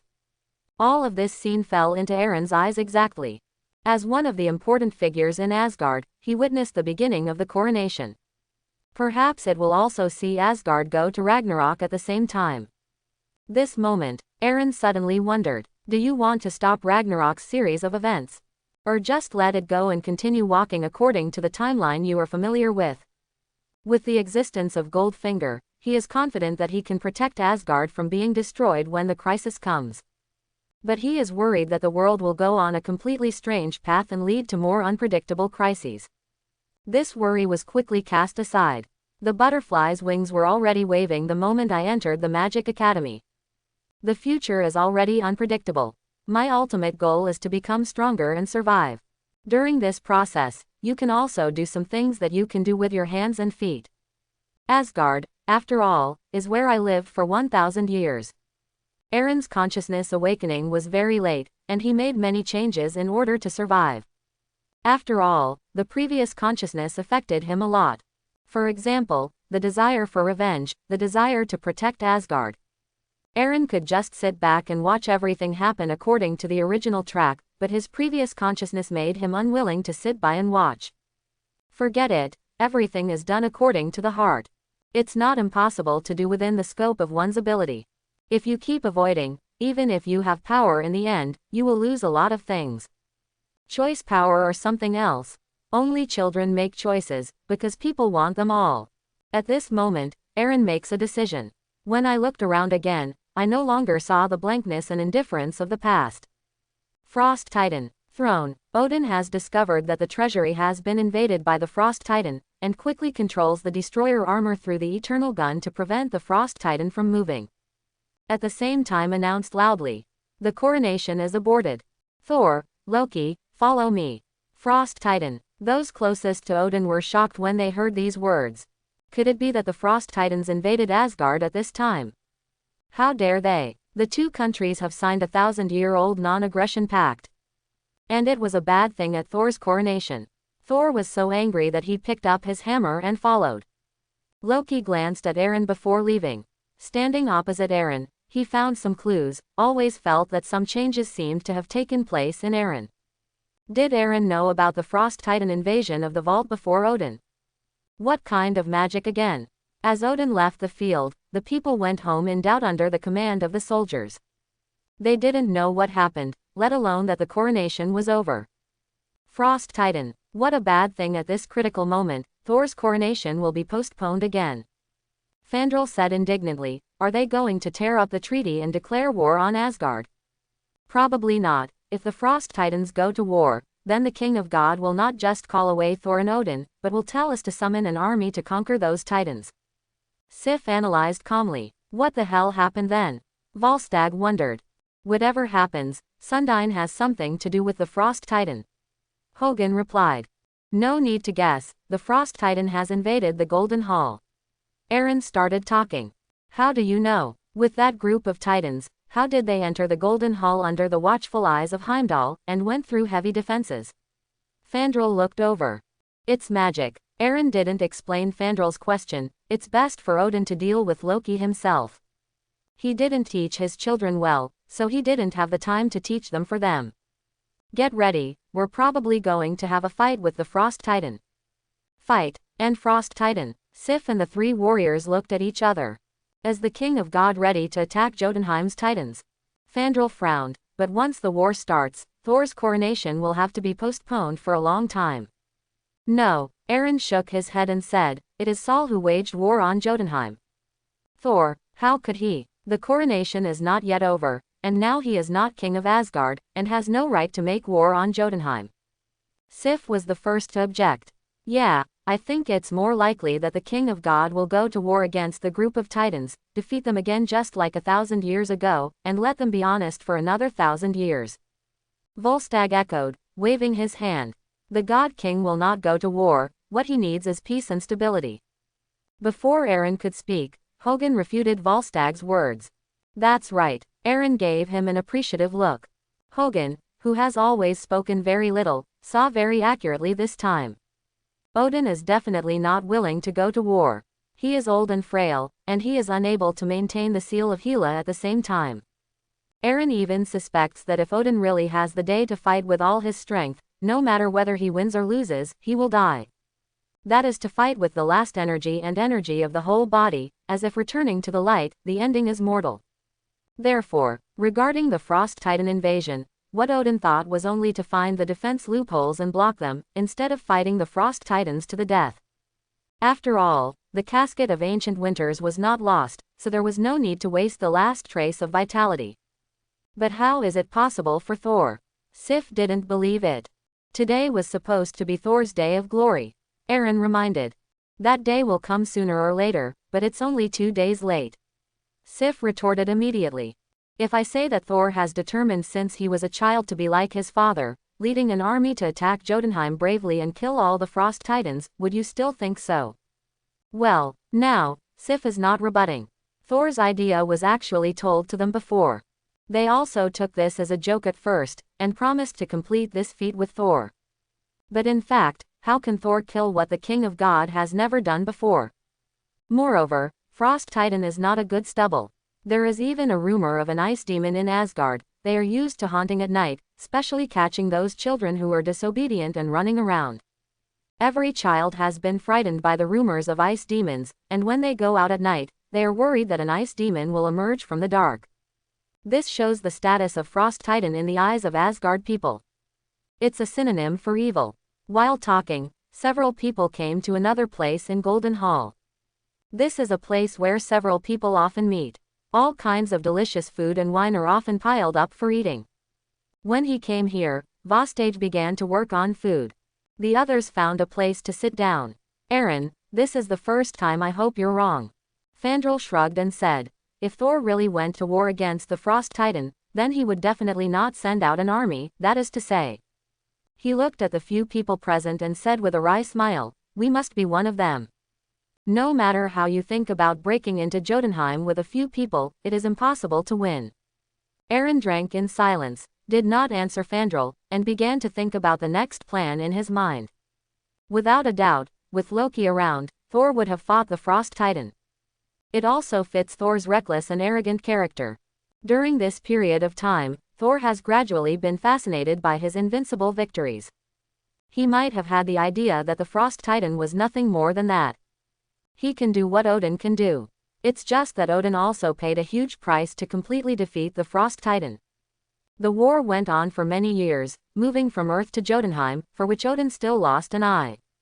That was Odin in his prime. Although Laufey lost the casket of ancient winters, Thor's strength is far inferior to Odin's. With the addition of endless Frost Titans, the victory is already divided. Lauf. Saying the name on his lips, Aaron's expression was extremely serious. As soon as the hand holding the wine glass was strengthened, the wine glass made of ulu metal was silently reduced to ashes. You can take this opportunity to avenge the murder of your father and mother together. That's why Aaron didn't break Loki's provocative words. He won't stop Thor from going to Jotunheim to find fault. Because this is the only chance to enter Jotunheim in the open. With Thor standing in front of him, he can kill Laufey in one fell swoop. In the end, it was impossible for Odin to blame himself for this. After all, it was Thor who started the war between the two nations. And as a friend, he should help Thor. Thor's temperament also needs to be tempered, and he can also complete revenge. No one can find fault. In addition, once Laufey died, the possibility of war between Jotunheim and Asgard would be completely lost. Frost Titan is gone, what can I use to fight Asgard? Could it be possible to get Loki on? Do not make jokes. If Aaron doesn't shoot, it's Loki who kills Laufey. Loki has completely regarded himself as an Asgardian, and even killed Laufey to prove that he can deal with the enemies that threaten Asgard. However, Aaron was thinking about how to kill Laufey. Laufey's strength is not weak, and he has the Frost Titan sweeping array, so it may be difficult to kill him. Aaron, actually. Noticing Aaron's feat of smashing the wine glass, Vostag, who was biting into the roast, loosened his hand, and the roast fell directly onto the plate. He didn't care about the delicious food. He approached and looked at Suimo carefully, his eyes widened. What happened? The others looked over in confusion. Aaron, just one pinch, and that's it. Shocked, Vostag couldn't even speak, and danced to show a few people what he had just seen. The others followed Vostag's gaze away. You mean Aaron crushed the glass to pieces? Ha ha ha, Verstag didn't expect you to have a good sense of humor. Fandral came over and said with a smile. Someone can crush this wine glass. He believes that Thor has this power. But if he is crushed into powder, even the Father of God is impossible. Is this gravel? Hogan pinched it with his hands, his tone full of suspicion. Could there be grit in the Golden Hall? Sif wondered. This is the palace where the God King lives, the holiest place in Asgard. It is cleaned every day. How could there be grit? But I just saw Aaron. Seeing that other people didn't believe it, Vostag spoke in a hurry, and his words were not clear. I did it, you know, the mysteries of magic. Before Vostag could finish speaking, Aaron admitted directly. Just now he subconsciously used molecular rearrangement to integrate other molecules to transform Ulu metal into a fragile unknown metal compound, and then smashed it instantly under the force of 20 tons. Ulu metal is too common, and Aaron has been experimenting with it the most these days, often changing it into various strange-shaped substances. To be honest, even Aaron originally didn't know what the gravel thing was. The others looked at each other in blank dismay. They know a hammer. Uru metal. What magic can make indestructible Uru metal like this? Compared with Aaron's explanation, they believe that everything in front of them is an illusion. Heard Aaron is the most powerful illusionist in Asgard. It must be an illusion, right? If it weren't for the illusion, Aaron's power would be too exaggerated. The magical ability has already made everyone feel ashamed, and with such power, will it make people alive? When several people were thinking about whether it was an illusion or real grit, Thor and Loki walked in one after another. It can be seen that Thor is quite angry. Guys, we're going to Jotunheim. As soon as this remark came out, Loki, who was behind Thor, rolled his eyes, looking very innocent and helpless, with a convincing look on his face. Sif and the three warriors swiped to look at Aaron in unison. Well, I really let you. Fandral whispered to Aaron rather helplessly. Then he turned to Thor and said, Thor, are you sure you want to do this? It's not like going to Midgard, where you can just summon some thunder and lightning, and they will worship you like a terrible god. Jotunheim, the land of the Frost Titans, is the place to go this time. Those Titans are not weak like humans. My father the king once led a great army against Jotunheim, routed their army, and took the casket of ancient winters with their spears at Lof's neck while they watched. As his heir, I will naturally not be afraid of those defeated generals. Thor said proudly. The Father of God will definitely not allow us to go. Sif frowned. Friends, don't worry about that, we just need to teach those guys a lesson. When we win, there will definitely be nothing wrong with the Father. Thor seemed completely indifferent, and didn't take it as a problem, and he was confident that Heimdall would let them go. Loki raised his eyelids slightly, quite disdainful of Thor's statement. If Frost Titan is really that easy to deal with, Asgard won't have so many deaths. And without Odin's consent, they can't bring a large army to launch a full-scale war against each other. War is no child's play. Would destroy the peace that has been encouraged for thousands of years. The Aesir Protoss won't feel good either. Besides, without the support of Asgard, what can they do with just a few of them? Teaching Lof at the hands of countless Frost Titans. Naive. Fandral, Hogan, who led you to win one war after another? It's you. The two looked at each other. We're Stag, who gave you endless food and wine, making you feel like you've entered Soul Castle. Ah, it's you. Vostag glanced at the delicious food on the table. Sif, who made those who mocked women's inability to be Asgard's greatest fighters prove their mistake. It's me, Sif replied with great certainty. Ask for flowers. Thor paused, not embarrassed at all, and continued, yes, but I've always had your back, haven't I? Finally, he looked at Aaron again. Aaron, I heard that my father intends to make you the new god of magic, and I will always support you like I did to Sif. Before Thor could continue, Aaron said, let's go. Thor laughed out loud. Come on, you are indeed the future god of magic in Asgard. When we teach Frost Titan a lesson and become the king of Asgard, I will fulfill my father's promise immediately. From now on, you will be the strongest magician in the 9 realms. Loki looked sideways at Thor, that look, as if seeing Thor for the first time. Good guy, it's obviously the means he intends to use to win over Aaron. As a result, Thor spoke first. When did the stupid big brother become so smart? Everyone will grab the lines. Aaron, what happened? You kept it from us for so long. When did the Father of God tell you? The others looked at Aaron in disbelief. they had never heard of it. It's the Queen, last time she said it casually, there's no need to say something that hasn't been confirmed, right? Aaron replied. Others heard, and didn't agree with Aaron's point of view. Now that Tiano has said it out, this matter is sure and sure. Congratulations Aaron, you will become the god of magic in the future, don't forget about us. With Thor, the god of magic is destined to be yours. Facing the congratulations from everyone, Aaron responded with a smile. But my heart is not as happy as they are. The name of the god of magic is just the name, whether it can be obtained is still a question. 0. Moreover, there are so many magic bosses in this world, among them is the god of white magic and the god of black magic. Each of them is the boss of Megatron multi-universe. Even if Odin fulfills the promise of the god of magic, it is only limited to the place of Asgard. At most, it is spread among the gods of various planets, has a place in the almighty city, and is expected to join Zeus's prostitution party in the future. Aaron shook his head, always thinking that it would be better not to get involved in those weird carnivals. Okay guys, let's go to Jotunheim and teach those titans a deep lesson. After a while, several people rode their horses to Bifrost. As expected, Heimdall did not stop Thor from going to Jotunheim. Although the coronation ceremony was temporarily suspended, everyone believed that the glory that belonged to Thor did not disappear, but was postponed for 2 days. Even Odin at the moment thinks so. In other words, Thor will soon be king of Asgard. Naturally, Heimdall will not stop the new king. However, his duty is to guard Bifrost, guard Asgard, and tell Thor clearly that if there is a situation that endangers Asgard, he will not open Bifrost for several people. Don't worry Heimdall, a bunch of underdogs will be fine. Thor doesn't take Heimdall's words seriously. He grew up hearing various rumors that Asgard, under the leadership of successive kings, beat up the 9 realms all over. Only then has the current status of the Lord of the 9 realms.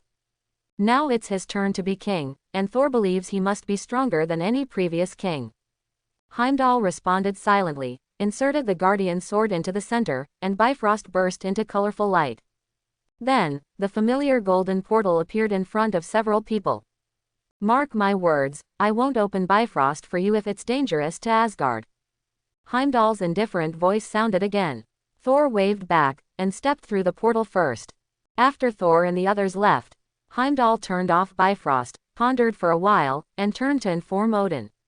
He can listen to Thor to open Bifrost, but he is not a king after all. This kind of thing still needs to be reported to the real king. The opponent is the cruel frost titan. Jotunheim.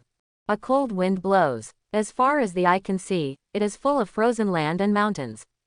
As soon as he set foot on Jotunheim, Aaron saw the location of the frost titan lair. He is familiar with this place, because when he was in Jotunheim before, he used invisibility magic to get in and out several times. If it weren't for the fear of being discovered by Heimdall, I'm afraid he would have settled with Laufey at that time. Thor also identified the target location and waved his hand. Come on, friends, that's the base camp of the Ice Titan. Teach them a profound lesson. On the way to Laufey's lair. From time to time, people can be seen in the distance. The light transmitted by Bifrost was too dazzling. When several people set foot on this land, countless frost titans gathered here from all directions. Although 1,000 years have passed, they still cannot forget this familiar scene deep in their memories. The bloody Asgardians are coming. When Aaron and the others arrive at the frost titan throne. On the cliffs around them, countless pairs of red eyes stared at everyone closely. With just one command from Laufey, the enemy can be shredded. Now, looking at Laufey above, Aaron had already started accumulating magic power secretly. On the frozen throne, Laufey stood up and looked at the audience as if he was looking at Deadman. Aren't you huddled in your own territory and come all the way to die? Asgardians. I am Thor Odinson. I know who you are, Odin's eldest son. Laufey looked at Thor expressionlessly, remembering the past. He hates Asgard and hates Odin even more. If it weren't for Odin, he would have led his tribe to freeze Midgard and become the second home of the Frost Titans. However, it was because Odin led the Asgard army, expelled him and his people from Midgard, and even entered Jotunheim, took the holy relics, and imprisoned himself here for 1,000 years. He will never forget this hatred. Lof, how did your men get into Asgard? Thor demanded. Loki on the side subconsciously looked at Lao Fei. Lao Fei didn't directly say his name, but sneered, Odin is surrounded by traitors, is it difficult to enter Asgard?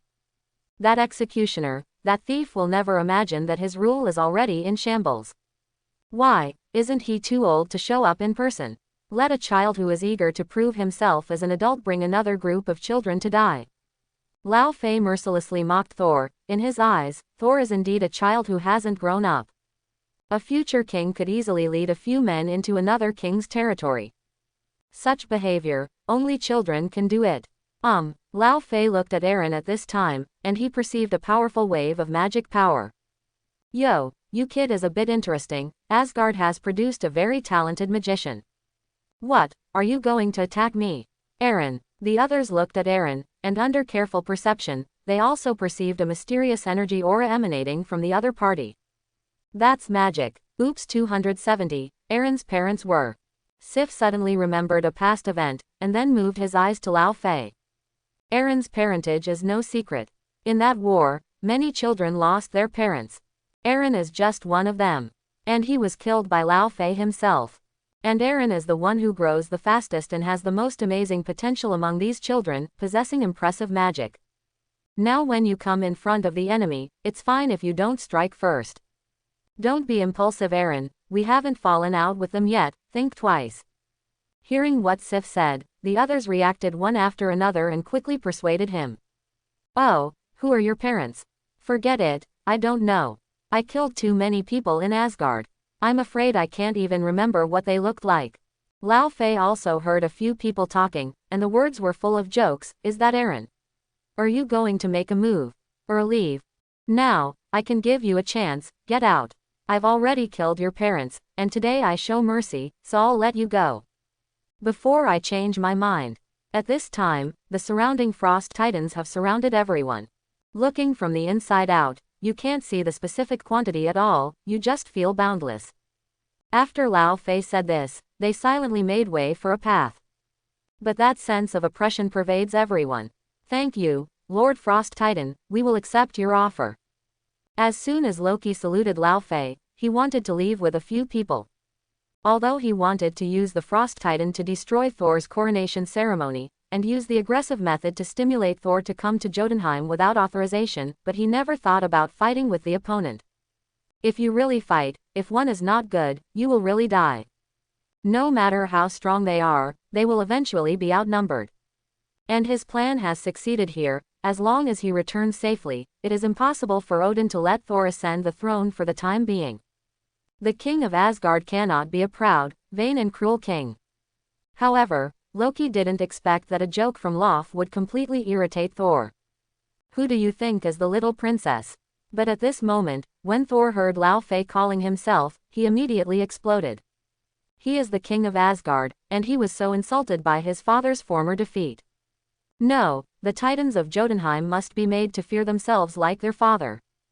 Thor, Eren spoke suddenly. Thor turned his head, looked at Eren together, immediately understood the meaning, and laughed loudly. Okay. Let's kill him and turn the world upside down. After the words fell, Mjolnir let go. Straight through the chests of a dozen titans in front. At the same time, Eren creates a large magical ward. Dozens of thunderbolts surged wildly like a python in the sky. Subsequently, boom, thunder rang through the sky. Faster than the sound are the dozens of lightning bolts. Destroy all the frost titans swarming around. Within hundreds of meters of Fang Yuan, a huge vacuum zone was formed. This blow directly and briefly disintegrated the oppressive force formed by the number of frost titans. Well done Thor. Seeing this, several people in Sif thought it was Thor's grand opening.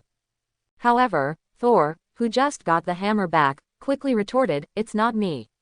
I don't. Thor is stunned. Besides him, there is actually someone who controls Thunder's power zone. Eren, is this the phantom lightning you used earlier? Why didn't you tell me your lightning can kill? When Loki heard this, he immediately looked at Eren, feeling terrified in his heart. When he found Eren a few days ago, he saw a scene of a large number of lightning falling together, and even had a relatively close contact with a bolt of lightning. At that time, he thought it was just an illusion. Looking at it now, this riding horse is not an illusion. Have you ever seen an illusion that can really kill dead man? You didn't ask before. Eren shrugged, and then quickly absorbed Shani's magical energy to prepare for the next battle. On the frozen throne, Lao Fei couldn't help clenching his fists when he saw Eren's shocking blow.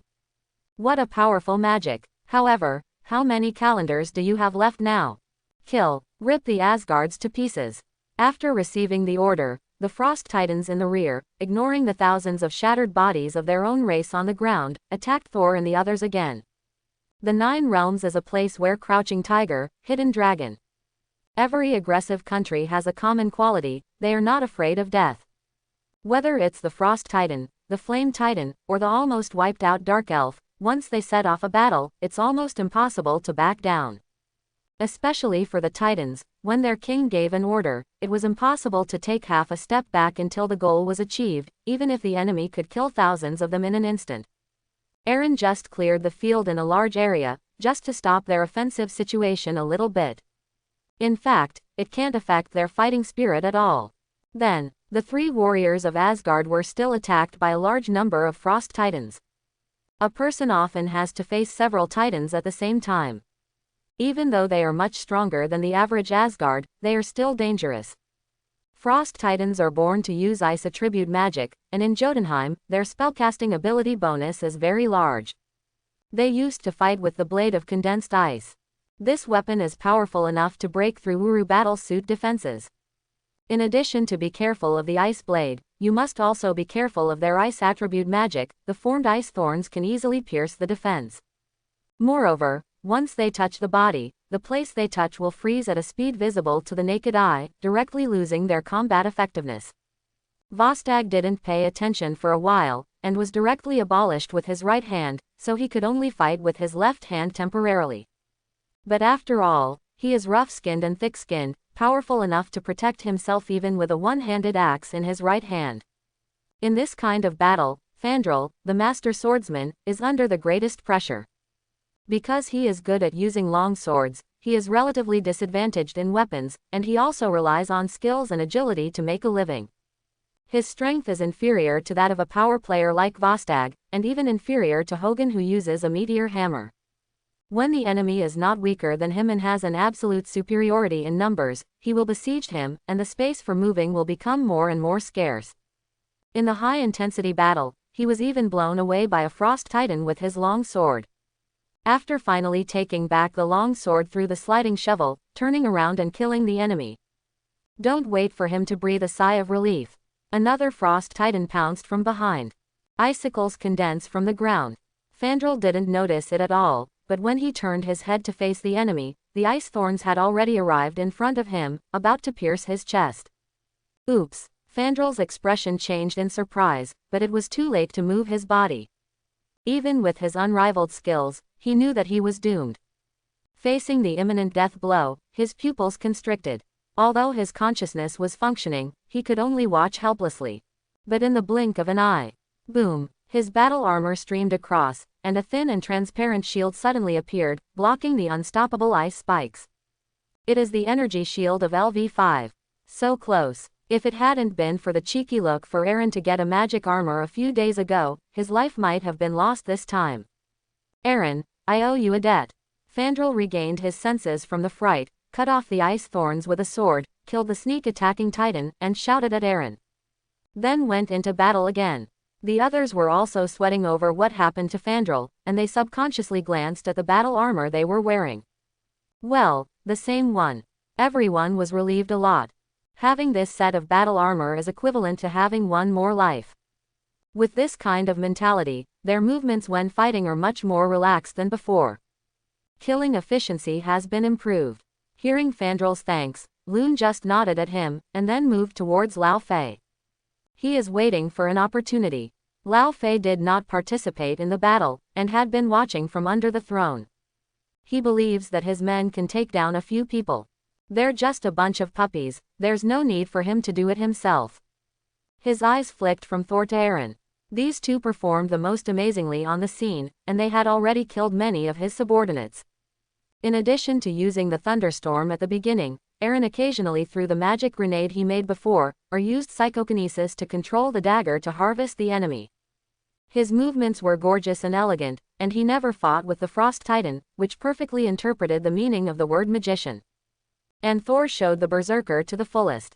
From the beginning to the present, he didn't use the power of thunder, but simply used Mjolnir to fight against the enemy. Under his command, none of the Titans could take 3 moves.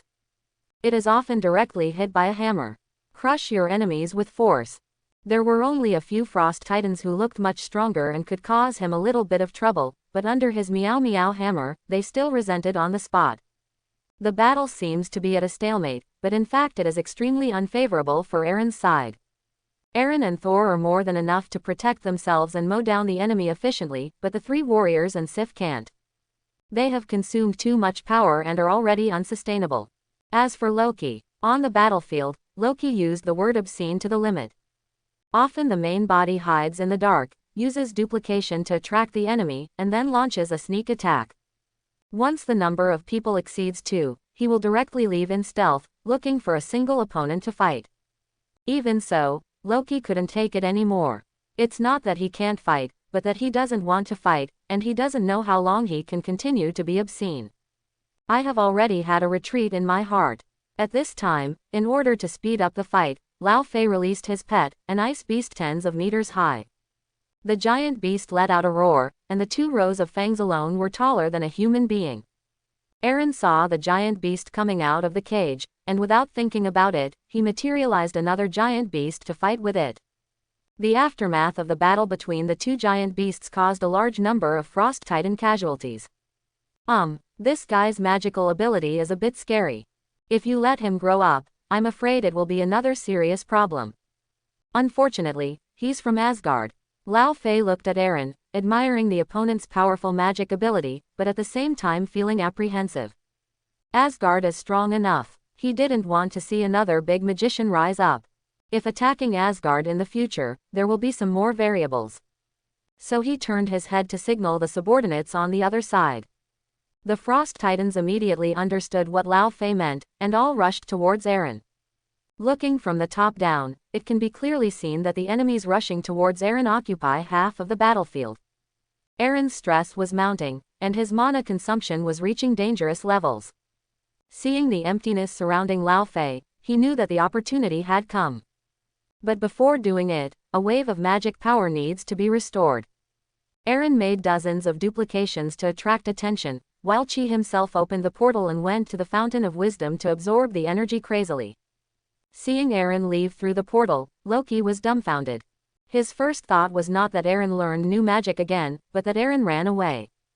Aaron is gone, so what are you trying to do? Loki, who wanted to retreat at first, wanted to ask Thor to retreat after he managed to deal with an enemy. But at this moment, a golden portal appeared behind Lao Fei. Lao Fei, I'll send you a treasure. In front of everyone, Aaron said something to Lao Fei, and then threw a strange object. There are several large characters written on it. Dongfeng Express, the mission must be achieved. Lao Fei looked at the so-called Big Baby 1.9, stupidly, a little confused. However, Aaron's actions were quite fast. After giving out the big treasure, another thunderstorm cleared the field, and then left with 30 people through the portal. In the blink of an eye, everyone disappeared from the battlefield. Lao Fei glanced at the empty battlefield, and then at Dongfeng Express. Suddenly understood something, his face changed drastically. All leave. Lao Fei stomped heavily, and his whole body shot away into the distance. Behind him, the familiar magical energy suddenly went berserk. At the same time, there was an unknown explosive force. Asgard, you cheated on me. Feeling the extremely violent energy fluctuations, Lao Fei quickly used ice magic to create a thick ice wall between himself and the explosion.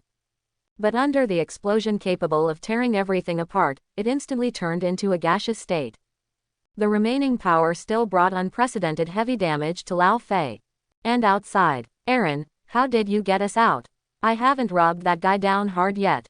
Thor said harshly, upset that he didn't beat Lawyer. If it weren't for the Frost Titan too much, he would have to reproduce the feat of his father at that time. Thor, stop talking, we're leaving soon, there are too many Frost Titans, and there's no way for us to win. Loki said with lingering fear. Compared with fighting to the death with the enemy, he prefers to calculate the enemy in a safe rear. Thor glanced at the others, and knew that now was not the time to be brave. Just get ready to call Heimdall. Just then, in the distant valley, where the Frost Titan lairs, a shocking explosion appeared. The mountains and rivers melted, and the few buildings were torn apart by the energy. Countless Frost Titans were wiped out in the explosion. The desperate wailing can be heard faintly. Loki stares stupidly. My God, what did you do, Aaron? I hope everyone will support it and subscribe more.